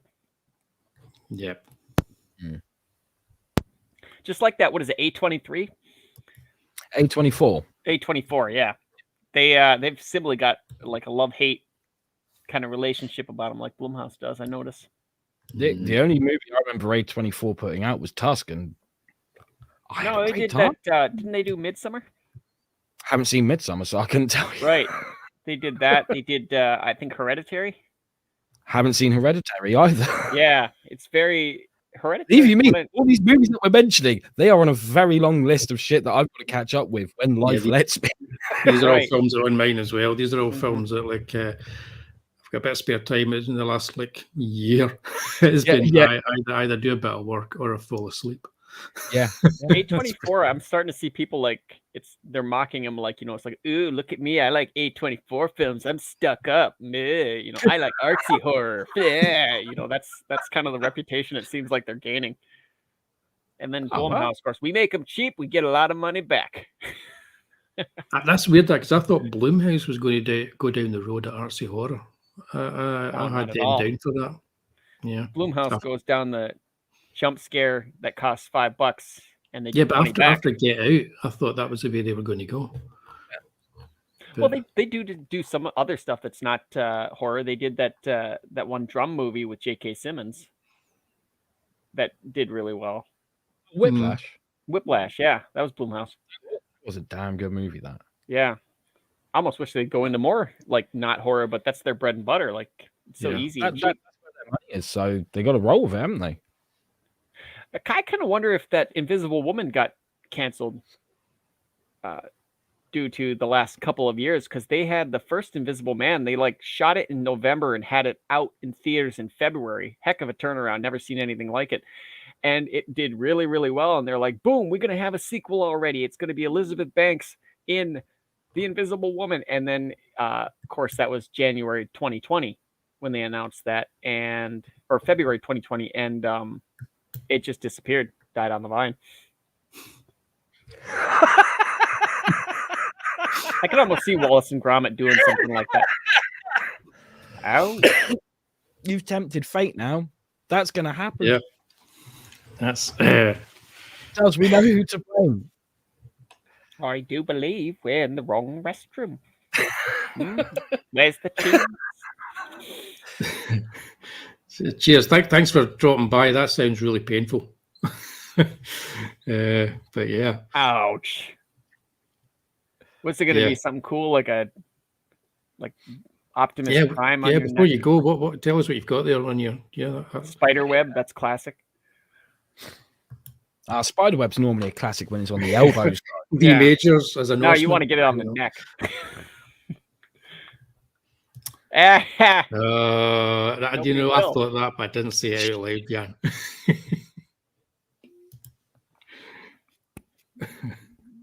I feel like the reason they didn't get that Invisible Woman movie done is because they didn't allow for full transparency in the filmmaking. You can tell it's getting close to midnight here, isn't it? They kicked themselves out. Oh, that's a good. Did you guys see the Nicolas Cage's Dracula? No. Yeah. Oh. Did you? Right. Hang on.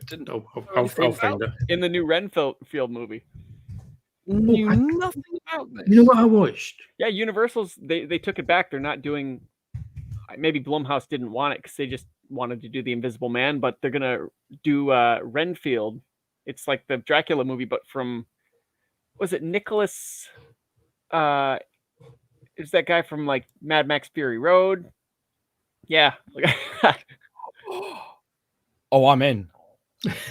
I'm in. Don't need to show me anymore. I am all fucking in. It's oh, for goodness sake, something else, isn't it? That something else is a statement that isn't incorrect. Wow. I'm in. Yeah. I am just completely in. I have to wonder if he's going to be Nicolas Cage or he's going to try to like do some acting. Oh, hopefully both. Yeah. Nicholas Hoult is going to play Renfield. Oh, I know that name. What was he in? He was in like Mad Max Fury Road, and he was in the X-Men movies as Beast. Yeah. He was all Jack, skin. Jack the Giant Killer. Didn't see that. Here, saw the original. This dude. I'm trying to find the name of a movie that I did watch. Right. Because I'm now, in my mid-30s. This guy. This guy's Renfield. Oh, yeah. Yeah. Yeah, he's a pretty good actor. I think he'll nail that part. I do all right in that. I don't know that he's ever played crazy, but that's okay. It'll be something new. Oh no, he has played crazy. He was in Mad Max Fury Road. Yeah, perfect. Was that Nicolas Cage halfway through getting dressed as Pertwee Doctor Who? That's bad. Yeah, that nice kind of brush velvet. idea. Love it. Somebody said he looked like Martin Landau playing Bela Lugosi playing Dracula. I can see it. I can't lie. I think that with Nicolas Cage, I mean, you've got me thinking there. If Nicolas Cage was the next Doctor Who, they don't even need to retcon it for me. They can keep all that Jodie Whittaker rubbish that's been going on, because if he's the next Doctor Who, that would save everything. That would be so good. I am all in. I will get my best crayons and make as much counterfeit money to make it happen as possible. Yeah, the rabbi's head might be exploding if you don't know if he'd be up for that, but I'm sure even he would be on board with that. Do you mean might? What's this might word that people keep using? There's no might. No might. Yeah, no might. I think it's probably going to work out because Nicolas Cage has only been taking movies for like the last few years that he's like 100% sure are weird. Yeah. and almost all of them have worked out really well. I watched one. I had to look for it there because I couldn't remember his name because I was thinking Five Nights at Freddy's. Oh, Willy's Wonderland. Yeah, I just said that you'd have come up with. I had to Google it to find the name there. Yeah, I watched that a few weeks ago because I just silent performance. It was streaming, and it had so many bad reviews, and it's not a good film. But there's something about it that actually keeps you watching for the whole movie. It is, I think, the fact that Nicolas Cage doesn't say anything for the whole film. I think, that's the draw. But everything regardless of the movie, the last few years, everything he's been in, people have liked because he's really leaning into like weird movies. Weird movies. And I heard that there's a story that like at his offices, he's got a sign up that says, "Sorry, only weird roles." Like he doesn't want normal stuff anymore. Only odd crap. There is some footage on YouTube somewhere. I'll have to try and find it later of him doing like a reading of Edgar Allan Poe, The Raven. And he's doing it full on batshit crazy, and people are loving it. And so they should. He's in this, I think it was coming out this year, whatever, where he's playing himself. And the director was like, "We need more crazy Nicolas Cage." He's like, "But I'm kind of quiet, and just sort of." He's like, "Yeah, but the audience loves crazy Nicolas." So he's playing himself as nuts Nicolas Cage, like we all know in the movies and stuff like that. So I'm sure that's going to be a popular one. I still believe that the MCU should just bring him on as Ghost Rider. There's nothing wrong with him as Ghost Rider. Perfect casting. You thought so? Yeah, especially with the wig. The wig. Perfect. That kind of weird toupee thing that I gotta wonder if they'll ever use that character again. I mean, they didn't Agents of S.H.I.E.L.D., but I mean, like on the screen, because there's just something about it that just says, "Don't come to see me." They will. They'll do it. Yeah. Because that's the same with Fantastic Four, but they're making a new Fantastic Four now that the MCU has the rights to the Fantastic Four. Maybe they'll splinter him off of Doctor Strange. Moon Knight. I was looking to see the people involved with the writing and the script edit and all that kind of stuff. And the main guy involved wrote the screenplay for Fan 4 Stick. So that wasn't Max Landis? No, that wasn't Max Landis. He did... Max Landis was originally going to write it. No, this is the guy who was involved with the screenplay, not the director. He wasn't just involved with writing it. And I was looking at some of the other ones, and there's one or two people there that have actually written more than a few things, but most of them haven't. And I think I might just give Moon Knight a miss. I think I've had enough. My friends have all been like, "Oh my god, Moon Knight's coming," and I'm kind of like, "It's not." I'll give it a go, but I'm not as excited as you guys. I mean, after WandaVision and Falcon and the Winter Soldier, I was kind of like, I just stopped caring. Really did. I only watched What If recently because the whole Doctor Strange trailer. I think that's one of the movies that's coming from the MCU that I'm like, I am in. I am in for this one. But after that, I can't imagine me wanting to be involved. And everyone was like, "You should really give What If a go." Then I was like, "Okay, I'll give it a go." couple of cool episodes in there. I'm not gonna lie, there was a couple of cool episodes, but a lot of it I was like, could have done without that. What were the cool episodes? Remind me. You got real suspicious looking. My favorite one out of the lot was the one of what if Doctor Strange lost his heart instead of his hands. Okay, yeah, that was the one good episode. Yeah, I really fucking liked that one. That's one I can watch over and over again. That actually felt like somebody else was involved in directing it too. Somebody that it almost felt like an anime director had been brought in for that one or something. Yeah.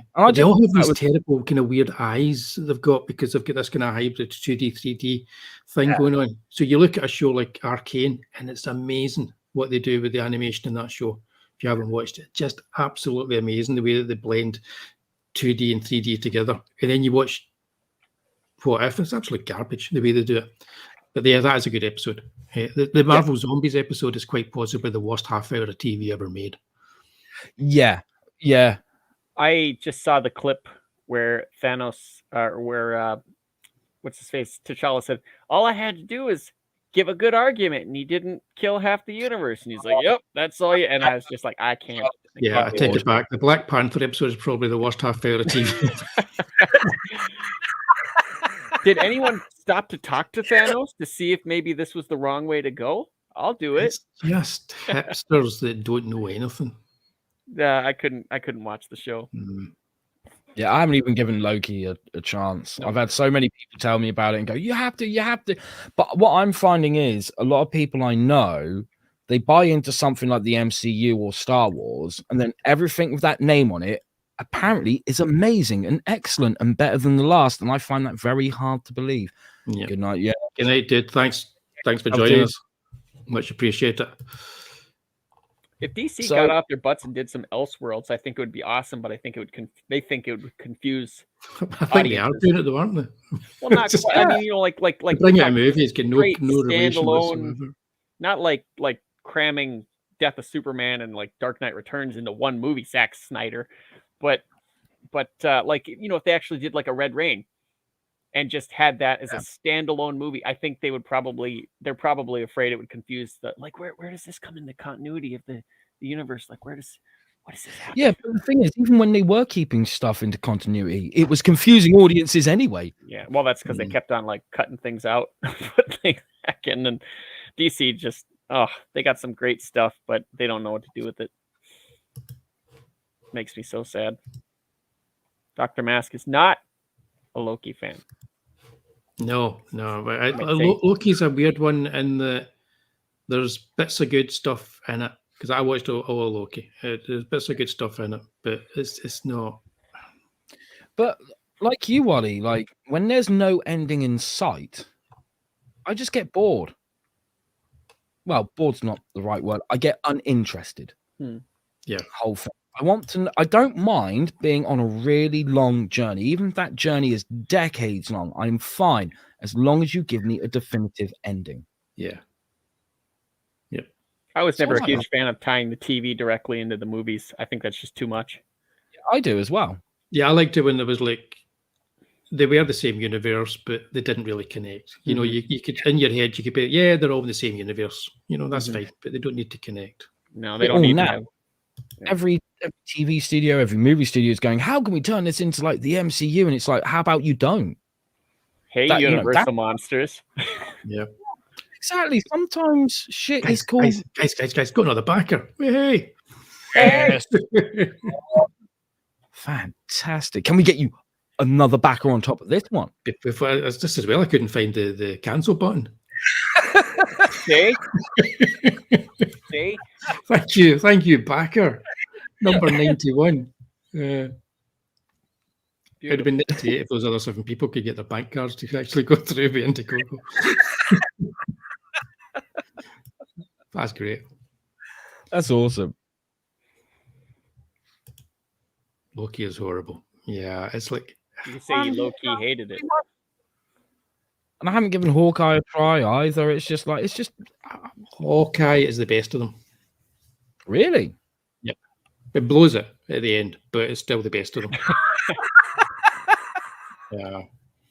They take this terrible character from the comics and they get an actress to play the part who's actually likable.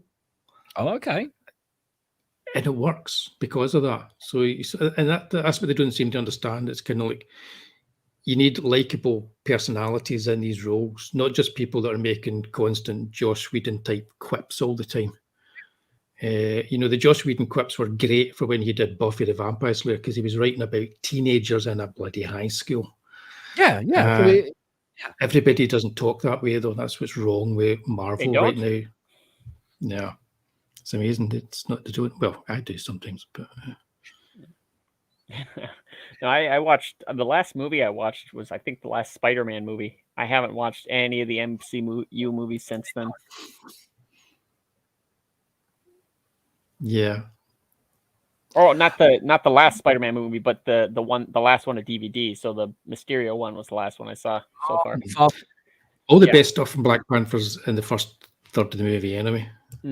Yeah. The thing is, don't worry if you haven't finished Black Panther, because if you saw Thor Ragnarok or Guardians of the Galaxy Volume 2, you've seen Black Panther. They are all three of them are the exact same story, just different characters and locations. Yeah, that's true. I saw, because I was doing some shopping today, because being my birthday and had to be a bit of money to spend, birthday money, and I saw the 3D Blu-ray of Captain Marvel for £3.97. Did you walk by it?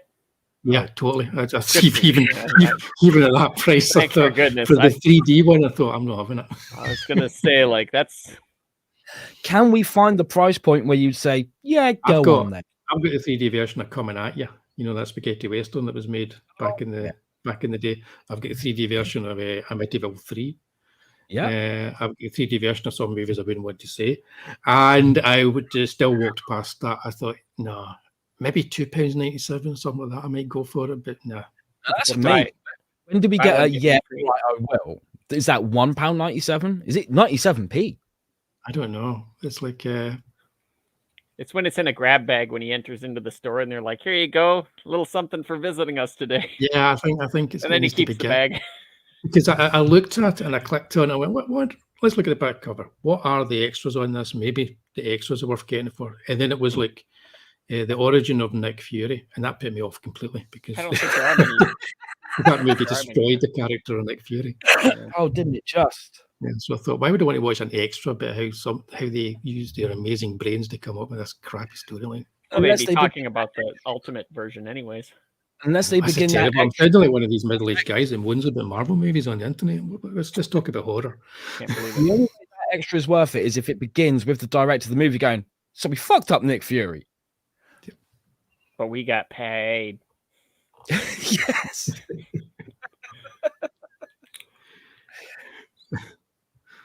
Yeah. Thank God for Snyderverse.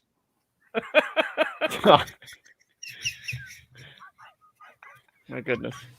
Say to that. I'm waiting for the Airverse. It's the Airverse. Oh God, yeah. One day. One day. We're not going to get a Whedonverse, that's for sure. No. So you can imagine some universe out there in the multiverse. Joss Whedon is re-editing all the DC movies to fit his vision.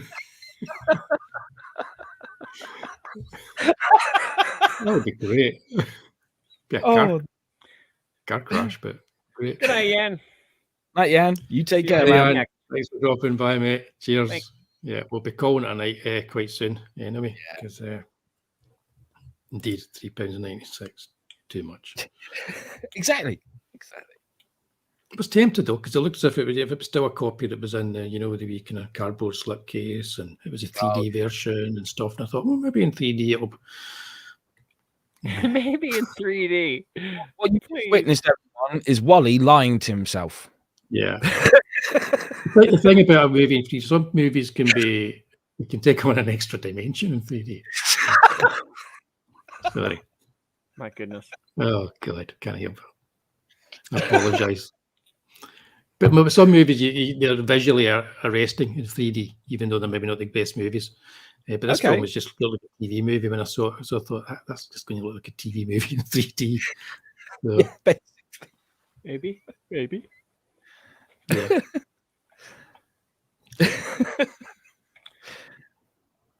So what have we not talked about tonight? Let's see. Oh, ooh. Picard. Picard. I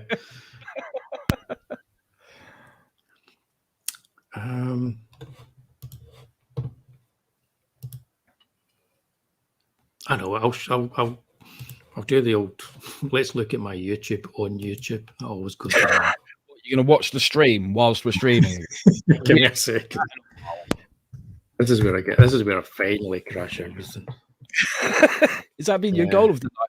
I don't have to cancel the campaign if I can get everything to crash.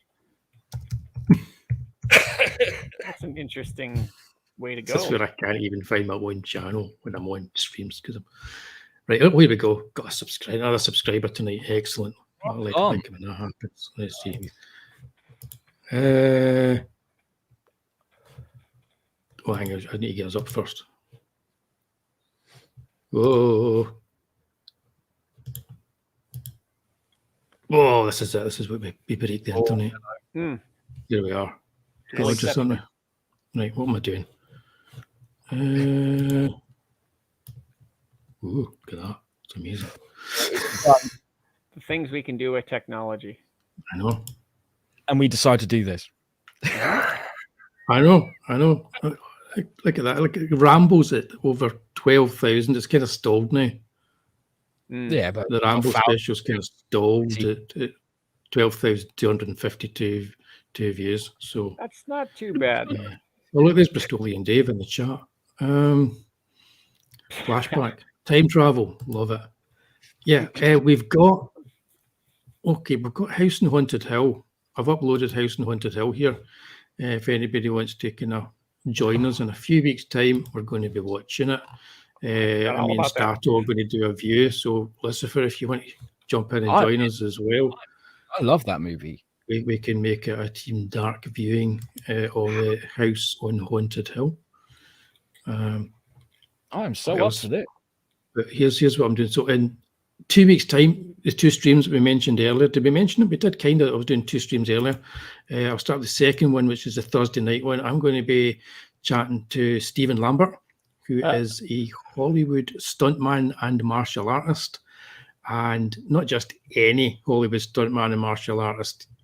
He was in Revenge of the Ninja and Ninja 3 The Domination. And he was a fight choreographer for The Quest, Van Damme's The Quest. And he was James Wood's stunt double for over 25 years. Yes. And he's the guy who fights Van Damme at the end of Time Cop. So that's going to be good. Okay. So mark your calendars for the 14th of April, where I'm going to be time to be finalised. So I'm going to be talking to Stephen Lambert, Hollywood stuntman extraordinaire, carrying on with our whole canon theme. Okay, cool. Looking forward to that. I'm reading the book he's got. It's really good. Dead thick. Everybody's got a mention in there. There's loads of people we can talk about on the night. And the same week prior to that, slightly different, doing something a wee bit different. And I'm going to be talking to a cartoonist. So not Hollywood. Comic Book Gold is going to become Cartoonist Gold. And I'm going to be talking to, get ready for this, a feminist cartoonist who worked for the Britain's communist newspaper, the Morning Star. And she was cancelled from that newspaper because she published a cartoon that got her cancelled because some activists from trans activists basically complained about it and got her cancelled. So she now works elsewhere. We'll talk about it all in the night. And it's actually somebody who was cancelled for their work as a political cartoonist and crazily cancelled from the Morning Star, which I thought would be quite difficult to happen to anybody. Yeah. So I'm going to be joining Stella in talking about her work, her getting cancelled, and other cartoonists who have been cancelled recently for the political cartoons. Like I say, I'm going to be going down the route of a few shows on censorship in the coming months, and this is the first of those. It should be interesting, something a bit different. She is a gender critical feminist and I'll be joining her on Turf Island that night, and we'll be talking about things that I'll never get monetized on YouTube after this show. I can tell you that now. Too sensational for YouTube. Yeah, no, it is sensational for YouTube. So yeah, that's going to be an interesting one. So that'll be the Tuesday night, and then the Thursday night back to the something more familiar with our Canon Stuntman special. So yeah, that's what's coming up. I'm diversifying. I like it. I like it, and I like this focus on censorship because I just think that's such an important topic to talk about. I'm with you 100%, completely anti-censorship. Yeah, it's totally like I'm just seeing it a lot right now. I'm seeing like I have for ages, but I'm seeing just here and there you see people making the odd little comment, and it's kind of like you're sensorial. You know, I'm not going to go into any details as to who I'm talking about on Twitter and whatever, but I just kind of see it there right now. And recently there's been this whole kind of like idea that it's a left-right thing. It's not. It's left and right. It's censorship comes from both sides. There's a good book on the horror comics being censored in the UK called Haunt of Fear by Martin Barker, which points out how the left were very much involved in the censorship over here for the horror comics, whereas in America it was totally different, and it was coming from the right. Yeah. So it's one of these things where if it suits their ideology, censorship is something that they're going to be for. Yeah. So I'm going to do more shows on censorship. That's going to be my first on cancel culture. Nice.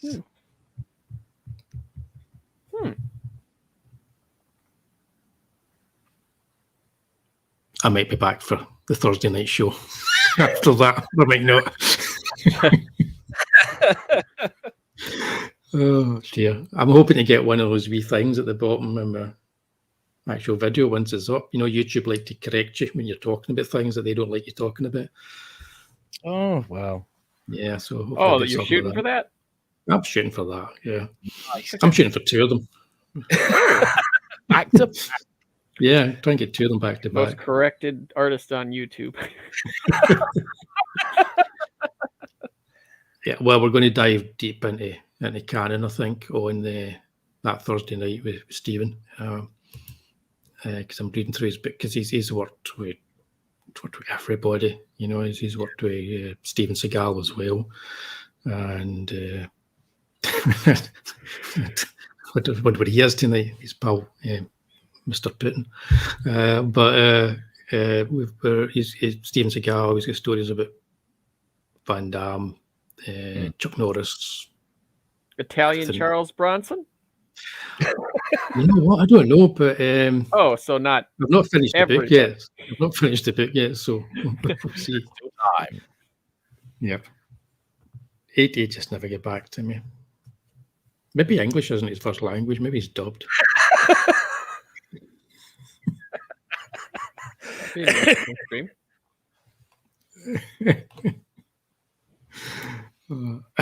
it should be an interesting week. It's going to be like next week I'll not be doing anything, and the week after so it's 2 streams, and then after that we're just going to be sitting and watching Vincent Price, because that's easy to do. That should be fun. It's the price you pay. I am so up for that because that movie's cool. That movie's great. It's a terrific film. I love that film. I even like the 99 remake that they did. Yeah, I'm with you there. I like that too. Did you like the sequel? They made that, and we're never going to speak of that horrible one. Yeah, hang on a minute. I need to check that.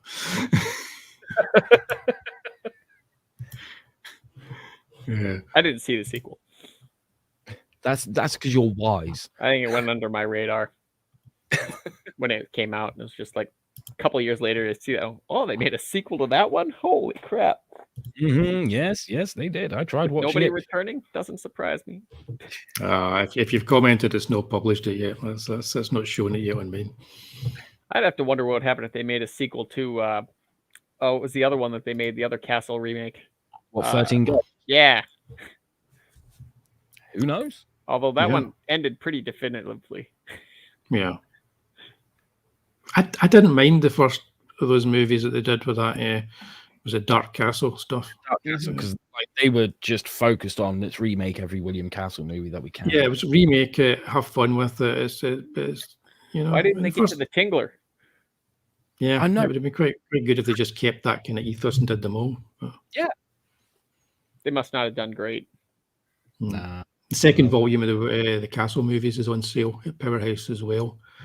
Right now. The first one's sold out, but you can get the second volume for £27 if you're interested in that. Nice. It's not quite as good as the first volume, but it does have straight jackets in it. That's quite good.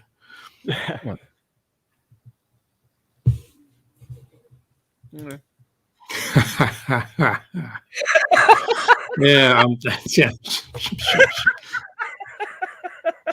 Oh dear. You can always count on my. Listen to Price of Fear, Vincent Price horror radio show. That's it. Thank you for that. Then that's a.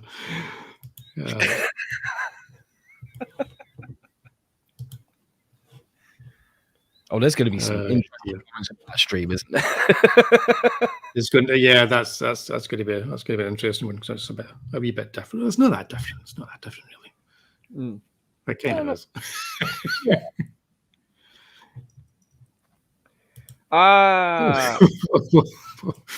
What? Did I miss something there? I think we all did. You know, I heard that they were. They were working on it. From that, isn't it? Okay. I heard they were working on a new Tales from the Crypt. Oh, that wouldn't surprise me. Wouldn't surprise me whatsoever. Yeah, I've listened to a few the Vincent Price things recently, and recently a few months ago, and watching a few of the things as well. The kind of like the radio kind of plays that he was involved in. Yeah. I say watching them because they're on YouTube. You can listen to them, but you know.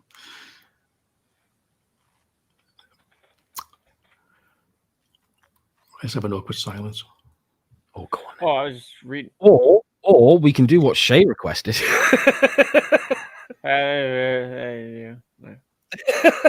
What? Get naked and dance in my pants? No, I don't think so. Oh, why am I here? That was a gif, anyway. That was a gif. Up and everything. We've been invited to join her on our show, but it's 9 p.m. EST starto, which is what time here? That's like what? 2 o'clock? 4, something like that. 4 in the morning, yeah. Oof. No, yeah. That's can't do that. It's 10 o'clock for me. We could, but we wouldn't be conscious during it. Yeah, that's pretty much. We'd just be like we've been like little kind of like rectangles with drooling while everyone else was chatting. Well, it'd be fine for you. You'd fade into your comics as you've like I know. fell back. Is this really annoying? Cat said it was. There you go. And then you just. Oh, he's phasing into a different dimension. Yeah. I need to get a green screen so it works properly. Someone help me. They're turning the page. I'll try it.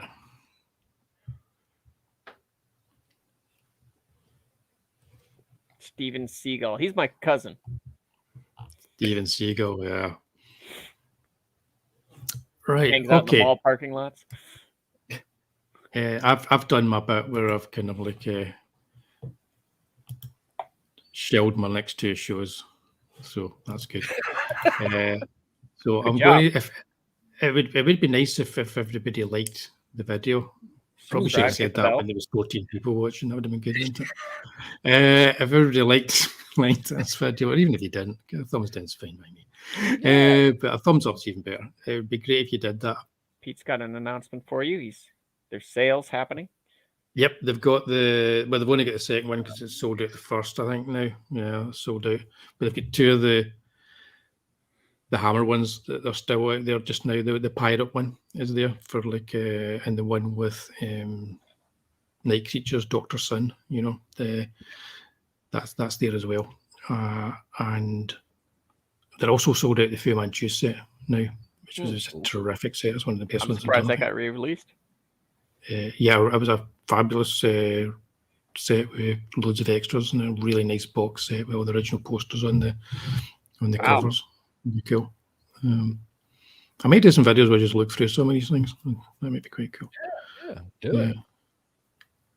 It'd be like Dave's channel, only mine wouldn't be like $1.99 at the pound shop. And something you'd never watch. I know, and I've actually watched them. Oh, kills me with Dave. I love it. And he's like, the history of ballet. Yeah. Got it for $1. Every season of Boston Legal. I love it. That's dedication. He's got to have, I don't know how many thousands titles by now. The way he buys them. It's amazing. I fear for him if they ever topple over. He's crushed to death under all this. Goodness. I wonder how many he's actually watched. Percentage-wise, 7 or 8. 20%. He just watches Cyborg over and over again. That's what he does. Because you see, I think it's his retirement plan. It's got all these different covers where he's going. It's Boston Legal. It's this, that, and the other. But really, inside, it's just another copy of Cyborg. Man, you know what would be great is if he was like the living embodiment of Time Enough at Last. He finally gets time to watch his movie. All the power in the earth goes out. It's not fair. Be babbers. All of a sudden, he grows a pair of glasses just so they can fall off and smash. Right. Poor Dave. That's exactly what happened to him. I like his channel. Actually, this book that I held up earlier on to show a bit landscape, that is Stella's book of cartoons. Okay. The woman that I'm interviewing. Oh, cool. So I've got it here, which is actually pretty good. It's the year we were all cancelled, 2020. Yeah, that was something, a common consensus. Like landscape is for kids' books and comic strips. A lot of people said comic strips. Yeah, that's kind of a funny thing that there's another poll that was talking about, like, do you like your streams like mature, rated R, adult concepts, talking lots of swearing, whatever like that, dirty stuff. Do you like it all ages, or do you like it like wholesome, kind of family friendly?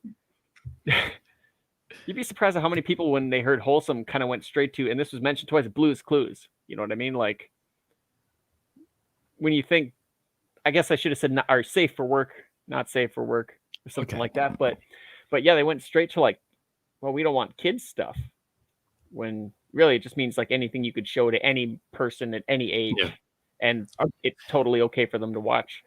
I think that depends on the person who's hosting the stream, because like Don Chin, his Comic Coffee. Now, I haven't watched a lot of it. I've seen bits of it here and there, but it doesn't seem to be R-rated. There doesn't seem it's to not. Be that's for pretty much anybody, yeah.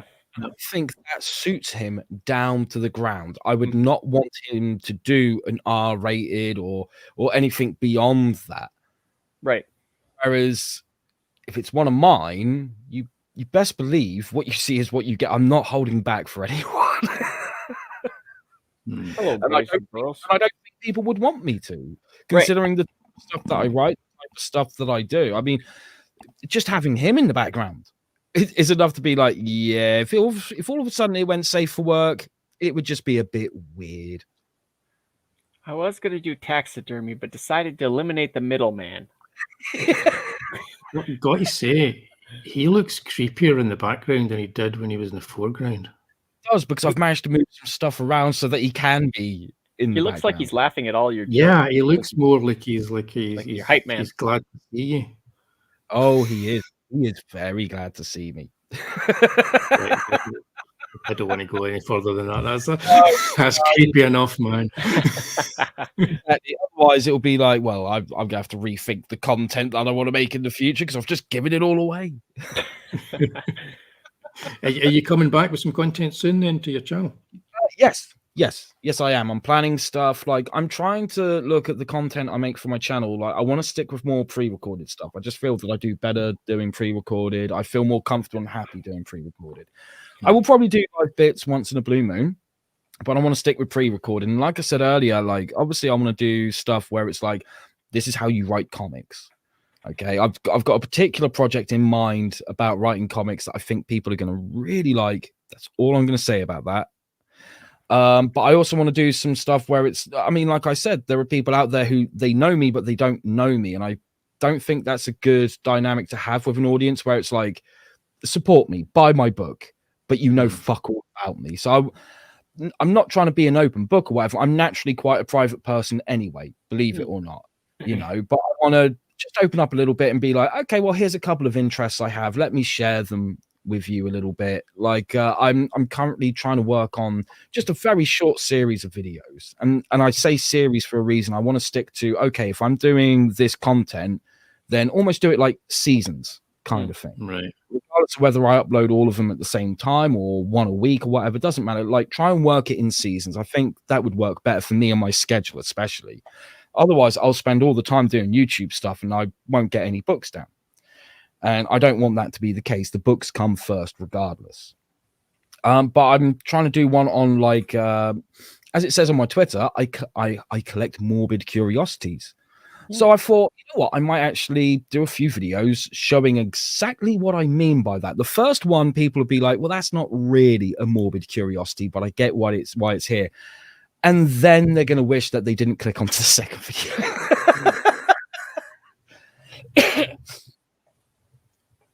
So yeah, there will be more content on the way. Some movie stuff as well is stuff that I want to do because I do love movies, especially horror movies, dark movies. But I thought rather than doing like the general, oh, here are some of my favorite horror movies, here are the horror movies I collect, I thought it'd be good for me to do some focused on like the extreme cinema, the stuff that a lot of people don't know about or like a very niche, small audience do.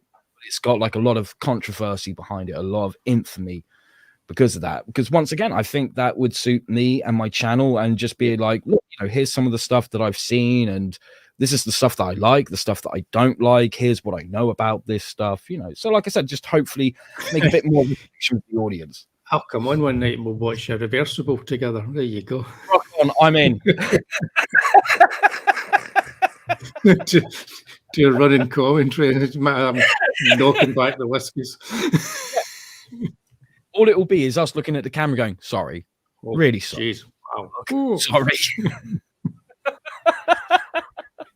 So yeah, are you ready to start your video now? Let's do this watch along.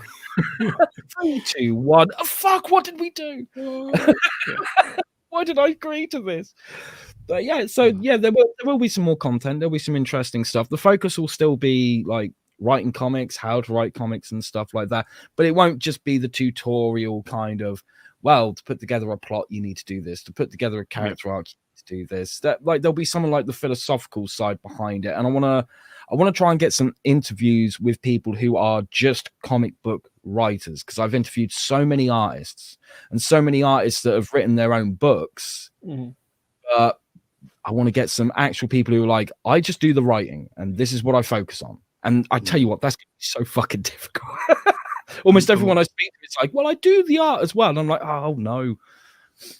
I'm going to bring up Not My Monkeys. You don't need to comment on this. Okay. I have a feeling I know where this might go. Yes, completely agree with you. I completely agree with you. I like to be open, and I am so grateful for every guest that I have had on those live streams. But I'm with you, Monkey. Some of them didn't get it, and I think too many people were quite entertaining to watch those shows. So they wouldn't name any names, but they were. I found them quite entertaining for all the wrong reasons, and some of them were entertaining for the best reasons possible. But it's getting to the point. One of the reasons why I stopped doing them is because it was getting to the point where I would get these people on and I'd be like, you do realize this isn't a shill show. This is about getting to know you. Yes, we'll cover your book. We'll let people know there. But the amount of people are like, but let's go through the campaign and let's dissect the campaign. I think it's like, no, we want to get to know you. Because one thing creators need to remember is when you buy a fortune cookie, do you buy it for the fortune or the cookie? It's the fortune. So sell the fortune, not the cookie. The book and the campaign are the cookie. The fortune is you. Audiences want to buy from people that they know. They don't even have to like you. You know, they just have to know you and go, well, I don't like them, but they seem interesting enough and their book sounds good, they're more likely to buy it. But my point still stands. These interviews were not shill shows, but so many people approached it like that. And unfortunately, I did have a couple of guests that afterwards, the way they spoke to me and reacted to certain things, I had to turn around to them and say, well, you're never coming on my channel again because you've just proven to me that you don't deserve to. I with one person, it wasn't even how they spoke to me, it's how they spoke to some other people. And I was like, no, I'm sorry, I don't want to be associated with that. So it really put me off of doing the live stuff and interviewing people. So now when it comes to picking guests, it will, I hate to say this, but there's going to be a bit more of a like, right, here's the list. If you cannot say yes to any of this stuff on the list, you're not coming on. And I hate to do that, but that's the position I felt I got put in. Yeah. I don't have a channel. I love it. See, you don't have to worry about all this then, Stato, but I'm sure there are other people out there who have channels who've been in a similar situation. They're like, I so get what you mean. I'm just too scared to say anything about it. Oh, that's probable. Yeah. There's all kinds of crazy stuff going on in the back rooms. I don't think we should be scared to say stuff about it. I mean, like I said, it's not oh right, well then that person has to be silenced or that person has to be censored. No, completely not. I'm just going, okay, that's what you want to talk about. There are other shows to do that, other channels and other shows. So go format. Yeah, absolutely. This is what I do. And if you cannot respect that, and a couple of times I'd have people at the last minute who'd be like, oh, can my friend join in and stuff? And it'd be like, did I invite your friend? No. Am I prepared to interview you and your friend? No, I'm prepared to interview you. You throw everything off the moment you go, I'm going to bring this person in. Well, sorry, it's my channel. That's like turning up to my house when I've said, do you want to come over to my house, have a drink, watch a movie? And then they bring some complete stranger who I don't know from Adam, who for all I know could have very sticky fingers and could be stealing half the shit from my house. No, of course not. You know? Yes, I still have my shirt on, but don't worry. I'm sure some whiskey's going to come out in a minute. The right music's going to come on, preferably Barry White. And then we'll get that dance going. Me and John together. Not in my channel. Yeah, it's a question of format. It's interesting because we do have like here we've got like because if it's Team Dark, it's after 10, it's after the watershed. So you know, people can say and do what they want. I know they're not going to go too far because it's only you guys that invite on, or whoever, if anyone is invited on. You know, it's like I've been trying to ruin Woolie's channel for 2 years now. It hasn't taken. I don't know. We're almost succeeding with the EC tales, but if it's 8 o'clock, it's me and Stato. Then it's PG-13. If Eden slips in, it's got a bit sweary. It's just slips in, but generally nothing. It's totally kind of like family friendly. So that's kind of how I work. That's how I work things. So if it's a Willie and Stato thing like that, it tends to be family friendly. But then I do anything from 10 onwards. I can't guarantee that's what it's going to be like when I do my interviews with other people, you know. But show up 2 sheets to the wind and the third sheet is acquired on the stream. Is that what we're? Yeah, well, you never know. But yeah, so that's how I look at it. I just look at it as 8 o'clock is like that's family entertainment time. Prime time. Which nobody's watching, and then 10 o'clock onwards. That's kind of like Team Dark. That's why we have Scary Mary and James Skinnaman. I think that's fair. I think that's a good strategy to take. Because then I kind of know where I am. You know, where the show is doing it that way as well. And I'd put on YouTube that they're all they're going the same place, but on Facebook the Team Dark shows go into my channel for my art channel. So and then the Willie and Stato, the movies and that go into the Terrier Comics kind of channel. You know, so I pick a different channel for them as well. But yeah, that's it. When I do my censorship stuff and all that kind of stuff, I'll probably be on my own channel or my own page on Facebook. Yeah. I still don't know what I'm doing to Facebook with so many different pages for things. I had no idea. I know. Like, I used to know how to do Facebook stuff, and now I'm like, I've got no idea what Facebook's fucking thinking. No, and you don't know what you're posting as half the time. If I'm posting as me, Taddy Bogo Man, or whatever, it just keeps. Why can't it just be that one thing? Just post from there. Make it simple. Keeps you coming back to try to figure out what you're doing. Yeah, that's a good point. His shows have always been like that. When he was in Channel 4 back in the day, when it was him, 4 Piffs and a piano and all that kind of stuff, and they used to get. It wasn't always big names they got on as well. It was they would get people on. It was even a case of like making fun of whatever it was they were shilling. You know. Are you thinking Graham Norton? Yeah. He said Nolan. Oh, I'm thinking Graham Norton. Graham Nolan show. Yeah, I'm thinking Graham Norton. Graham Nolan, I remember when he was on before Piffs and the Piano, that was a completely different show. I think Dr. Mask's right on the money there. Like the best shows that we keep coming back to aren't the ones where they show, all right, they have 5 seconds where it's like, oh, by the way, I've got a new book out. It's called this. This is where you can find it. And then move on. Yeah. Or leave that towards the end. Yeah, it's kind of like doing a closeout show. Barely bringing up on your book. channel. By the way, I'm closing this out tonight. By the end of this show, I'll find the button that I'm supposed to find to press here to stop it. One day. But yeah, but nevertheless, yeah, that's kind of how I do things as well. It's like it's so tedious. Yeah, sitting and watching people scrolling through campaigns. Yes. Even if I'm on a show where somebody starts doing that with my stuff now, it's almost like, could we just get this off the screen? Yeah, exactly. Because this is the thing, there is more to the creator than just the creation. A lot more.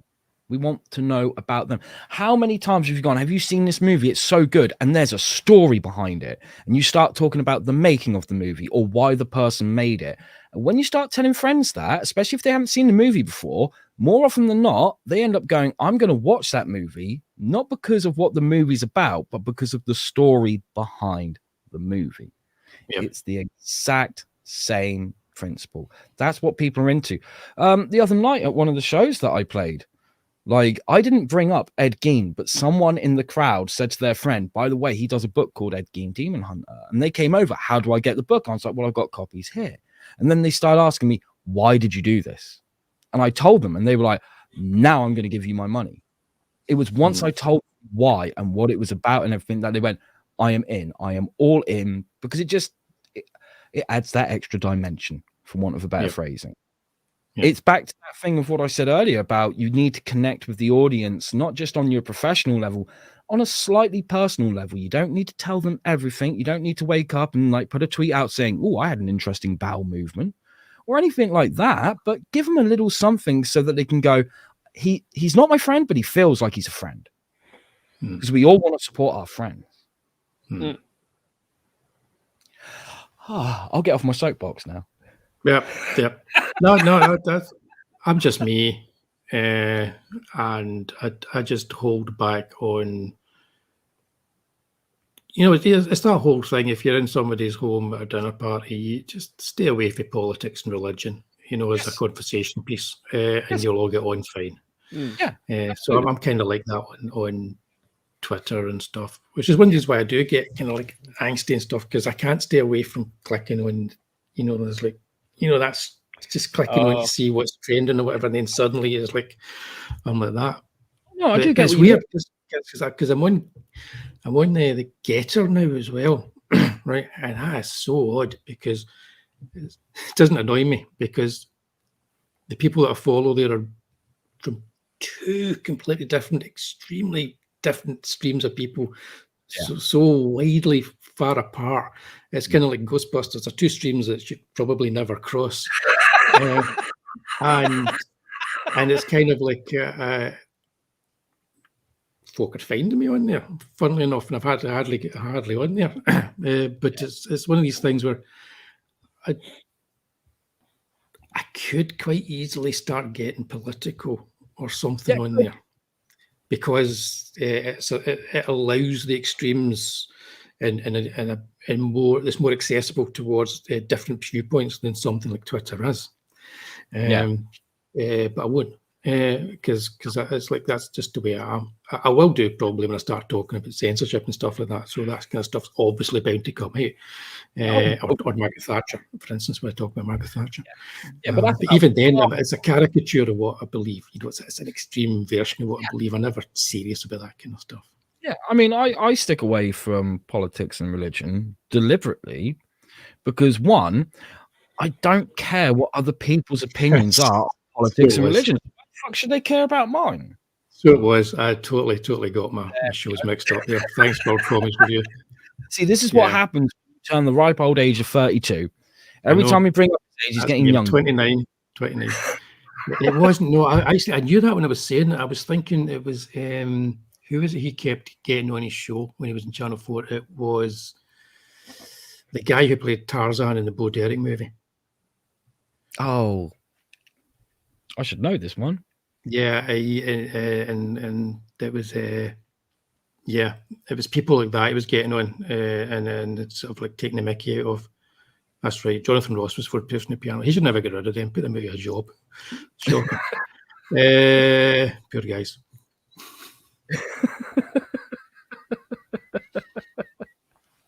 It's good. It's the best chat on the internet. Fact check me all the time. It's like, that could be your new show. Fact checking Wally. We just let you make a statement, and then one of us fact checking me now. How much Keith do we have in this chat? That was a documentary, wasn't it? Sorry, what was that, Stato? I said, how much Keith do we have in this chat? Miles O'Keefe. Hey, that's it, Miles O'Keefe. I saw that in the pictures. Kilometers of Keith wouldn't have been as good, but yeah, that was an interesting movie. Tarzan the Ape Man.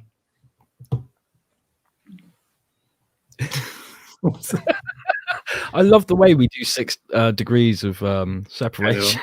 I do remember Tarzan the Ape Man. I've got my Jonathan Ross and my Graham Norton mixed up. But it's just easy to do. It's the flamboyant jackets. Tarzan the Ape Man was like they filmed half that movie in a kind of weird slow motion. Richard Harris, wasn't it? He was her father in it, running about in his nightshirt. Bo Derek gets stripped naked and they start painting her with white paint at one point. It's weird that wasn't a video, honestly, because it has all the hallmarks of like a. Right. It does, doesn't it? It has all the hallmarks of the kind of movies that were like that. Just doesn't have the extreme violence and stuff in it. Sure. Even the way it's filmed and everything is very much like most of the video nasties. Yeah, you got another show. I'll do a show on Tarzan the Ape Man or something. Kind of enjoyed it better than Greystoke, I've got to say. Wow, you like Greystoke? What are your thoughts on Greystoke? Who likes Greystoke? I remember a little bit about it. So it can't have made that much of an impression on me. I remember liking the first half of it, and I was thinking the last half was okay when I watched it, but I haven't actually watched it since. I haven't seen it since I first saw it when it first came out, so it'd be an interesting one to revisit. I watched it as a kid and thought it was like a really little kid and thought it was like a sequel to Highlander. It was not. There was a Tarzan in it. It was Miles O'Keefe, and he wasn't in it as much. He wore more than Bo Derek.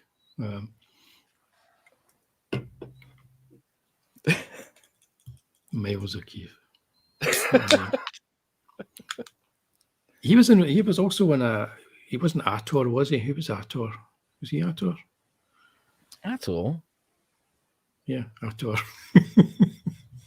God knows. Pete, help us out. Come on, Pete, fact check, Google.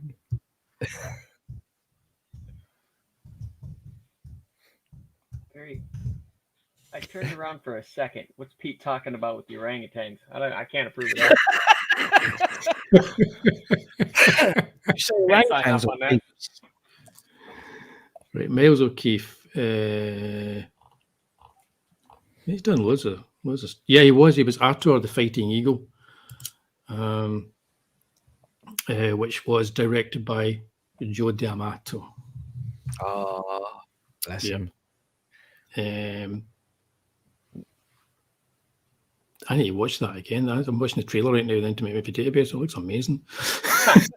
That's what, guys, I'm going to do. I'm going to find the trailer. I'm going to watch that tour. I have, in the past few months, I've watched quite a few Barbarian movies. Barbarian Queen, that kind of stuff. Cool. And I've been astounded by the fact that I watch them and I go, how did these ever get past at all? And by the British censor even cut, because they're just full of stuff that's just like so. It's because they weren't horror movies. If they'd been horror movies, well.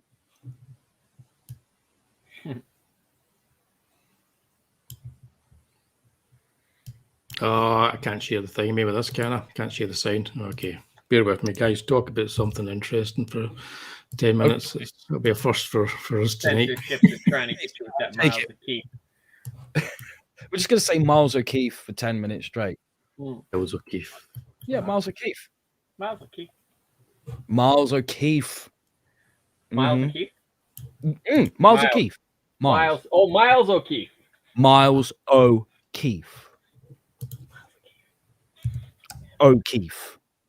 Emphasis on the O. O'Keefe. Oh. How's that, Wally? Did we pass the test? Just like that, Wally's lost 100 subscribers. None of them. Oh, excellent! I found it in 4K. What we got here? Ator the Invincible. Yep. Right. So we're now going to watch Ator the Fighting Eagle. Did anybody watch Peacekeeper? No. Oh, what, the show or like some old 80s movie? I'm sure there's one name. No, the show. He's got an eagle in that. No, I haven't watched that. Right, get rid of that. Stop sharing that. Yeah, I did. I got Deathstalker and I got Deathstalker 2 as well. On Blu-ray? On Blu-ray. I didn't know they were on Blu-ray. Oh. German Amazon.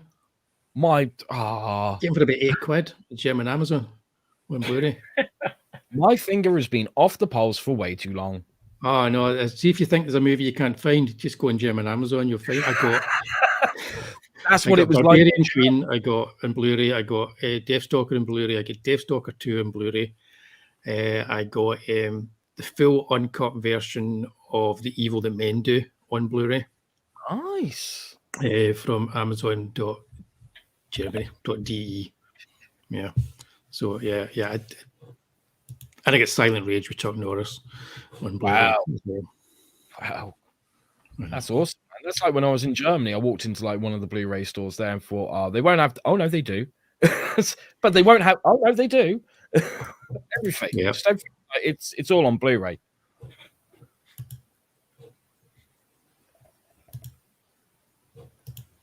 Okay, here we go. Awesome. Wow. I got to say, that's even better than I remember it being. Oh my goodness. And with what Monkey said, just watching the trailer made me feel so much more manlier than I think I've ever felt in my entire life. Exactly.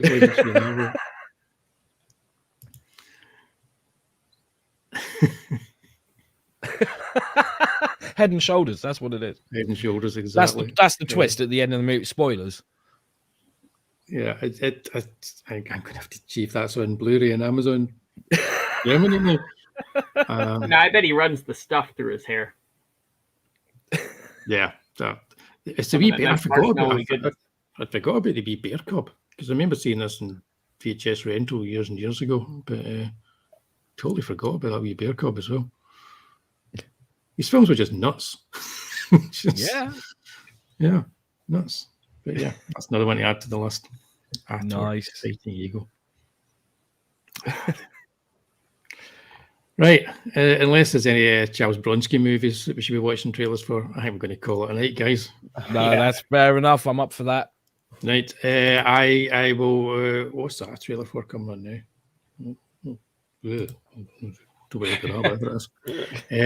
I've got the campaign is got 91 backers now.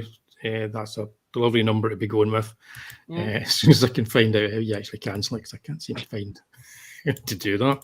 There may be a second ending of Ailsa Dark show. It looks like it's in a storefront. Bear with me. So, resources, finances, perks, items, perks, campaign editor.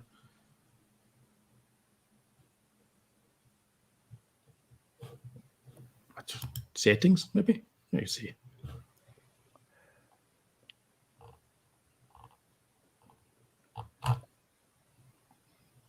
I can't find the thing. I need to Google it.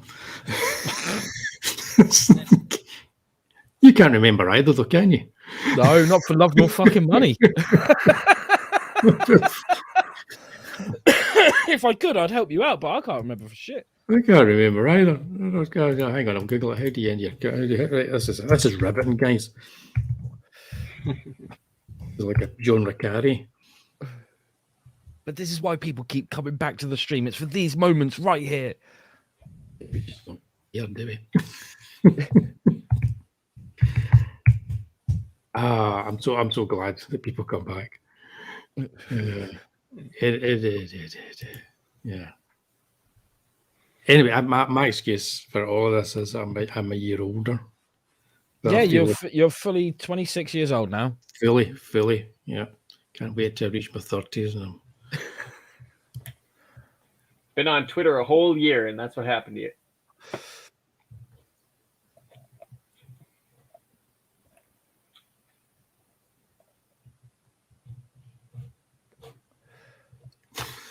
Just one. Seriously, I don't know. There we go. Oh, you found it.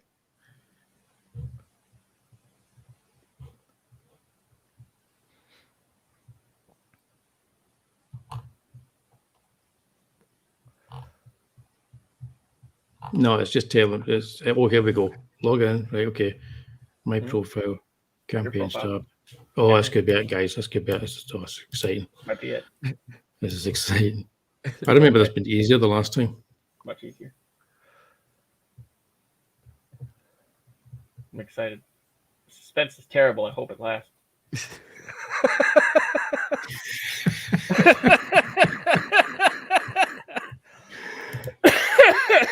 The weird thing is, I've got the sign up for Tales of Mystery is still going, and I'm sure it's going past the number of months. 6 months.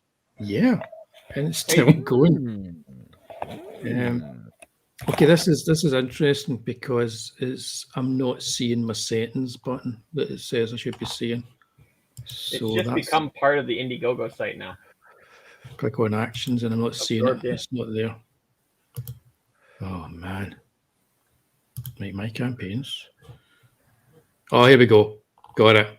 There it is. Oh, this is different. This is not how I'm sure this is different. Click on edit campaign.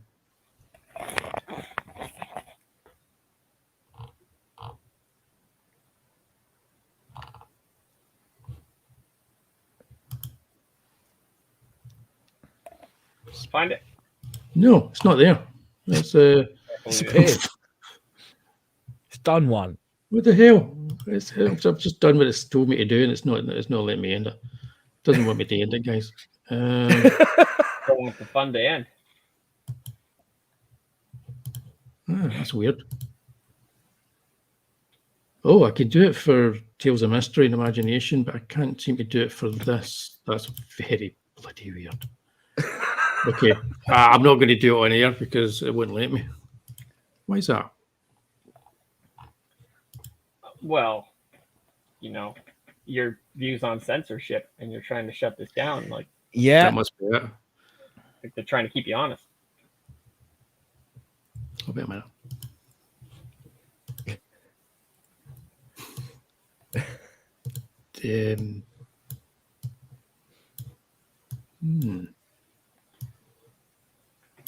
So let's have a look at the chat. Pete's laughing and monkeys and 2 thumbs up. Not 1, but 2. 2 thumbs up. Yeah, chat. Now my monkey says extend it for another 2 years. Yeah, why not? Why not? I'm on the official.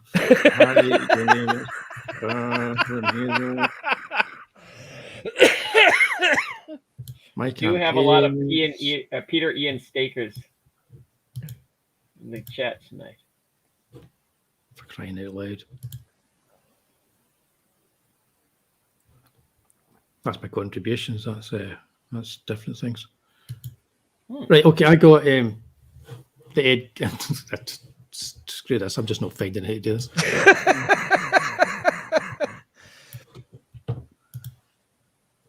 That's weird.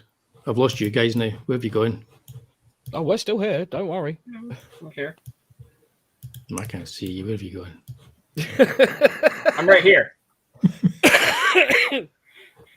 Oh, wait a minute. Maybe there's there's that. Right. Oh, there you are. Hi.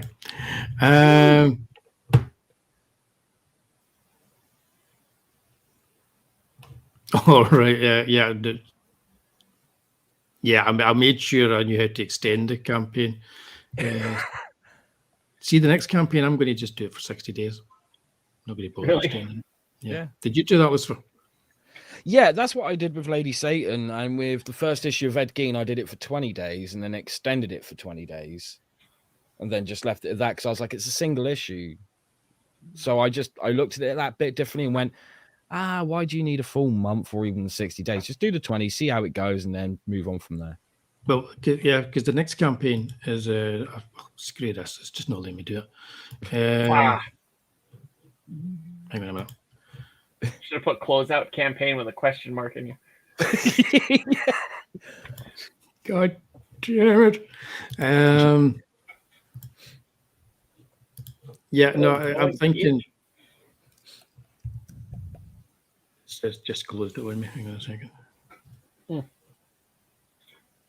It's probably going to YouTube and I'll find a video that shows you how to do it. Oh, I'm sure.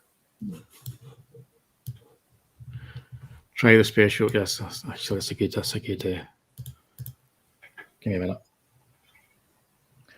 There we go. Just like Popeye. Right. What am I looking for here? Here we go. I have a dream. A song to sing. I believe in angels. Somebody mentioned ABBA. And that was it. We lost you for the rest of the evening. That was it. It's letting me edit the campaign. So then there must be something you can do from there. Let me save and continue. Let's see. That's the basics. That's basics, content, settings. It must be in that. Yeah. In demand. You tell them.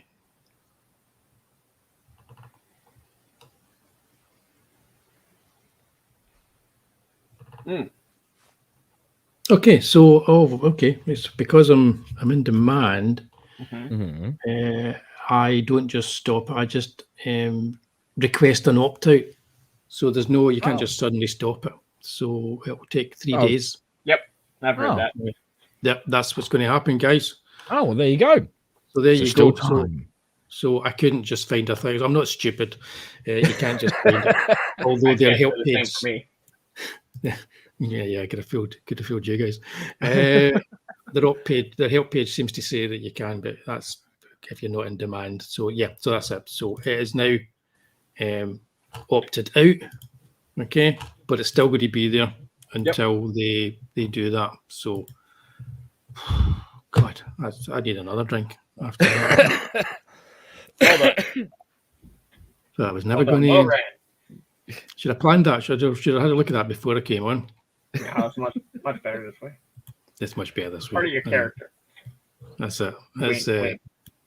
It fits in with the whole show. Although everyone's going to be more professional going forward. I'm interviewing yeah. people and stuff, so that's can't be Exactly. doing that on those kind of shows. Or can you? Tell me about it. Tell me about it. Okay, so it's still up for 3 days. That's the way it works. Then that rings a bell with me. I think I've heard people mention that as well. Yep, I've heard it too. Yeah. Okay. So cool. So tell all your friends, your family, and your enemies that this started. That would be an interesting thing to say to your enemy. It's just like you stomp onto their yard and just be like, "Well, he's got another 3 days, you son of a," and then walk back in the house. Back the book now. Back him, you bastard. Which is staring at you like, "Who is Wooly?"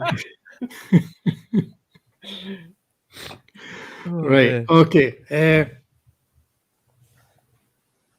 Well done. Espresso cream. You're gonna drink straight cream? Don't do it, man. I haven't had a Harvey's Bristol cream since I was, 17. I don't think, which was only a few years ago. Exactly. Well, it's 2 years in the future. Yeah. Do you know what's nice? If you like Harvey's Bristol cream and that kind of drink, what's nice is if you get Tia Maria. Mm-hmm. Okay, so you get Tia Maria and you put it into a liqueur glass, and you get cream, and you pour the cream on the outside of a spoon, so that it rests on top, and it makes what is like a miniature Guinness. Yes, a baby Guinness. Yep, and you drink They sell them down at the local pub that I go to. Yeah, well, you drink the Tia Maria through the cream, and it's kind of like it's even nicer than something like a Harvey's Bristol cream or something. Yeah, it is absolutely amazing. And as I keep telling people down there, it's not really alcohol; it's more like candy in a shot glass. It's just like a kind of candy coffee cream sort of thing. Yeah. It's awesome. Blistered if you keep drinking them. Yes, but you don't care because you're like, this tastes so nice. Let's get another 12. Makes for some entertaining projectile vomiting at the end of the Look, I'm Linda Blair. Exactly. Instead of green, it's kind of brown. Kind of coffee, smells like coffee as well. No, it's you just have one at the end of the night. It's one of those kind of things. Yeah.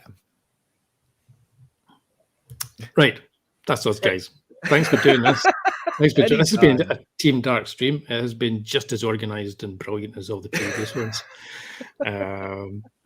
We shall be back at some point. Like I say, I'll be back in a fortnight with 2 very interesting guests. I'm really looking forward to that. It's going to be just a lot of fun, I think. It was a lot of fun when Sam was on. It was the last person I interviewed. And it's going to be a lot of fun when I've got Stella on and when I've got Stephen on. That's the Tuesday and the Thursday, the 12th and the 14th of April. So please make a date in your calendar. Hit that wee reminder for them. And I hope to see you all there. Thank you very much. Thank you, Stato. Thank you, Lucifer. Anytime. So what was that, Stato? So how nice of you to schedule them on my unbirthdays. On your own birthdays, yeah. I know, right? I know. What a coincidence. What a coincidence. Indeed. I never meant to schedule this on my birthday, but it just ended up that way because, like I say, I was like, couldn't do it on a Tuesday. And anyway, I wanted to make sure you guys were both here. I wanted to make a Team Dark stream and have both of you on it. Absolutely. Because that's special to me. So thanks for helping me out here tonight. Anytime. And I'm just amazed to get another backer. Fantastic. If it's still there for 3 nights, we could have another closeout stream tomorrow. Woohoo! I'm up for it. Okay. To all of you who are still here, thank you so much. Good night to you all. I'll see some of you on Twitter.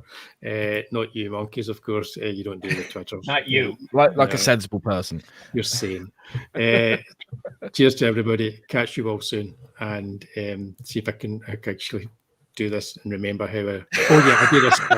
Yeah. Okay. I need to do something first to annoy the copyright people. Good night, everybody. Bye, everybody. You have seen this incident based on sworn testimony. Can you prove that it didn't happen? Perhaps on your way home, someone will pass you in the dark, and you will never know it. for they will be from outer space. Many scientists believe that another world is watching us this moment. We once laughed at the horseless carriage, the airplane, the telephone, the electric light, vitamins, radio, and even television. And now some of us laugh at outer space.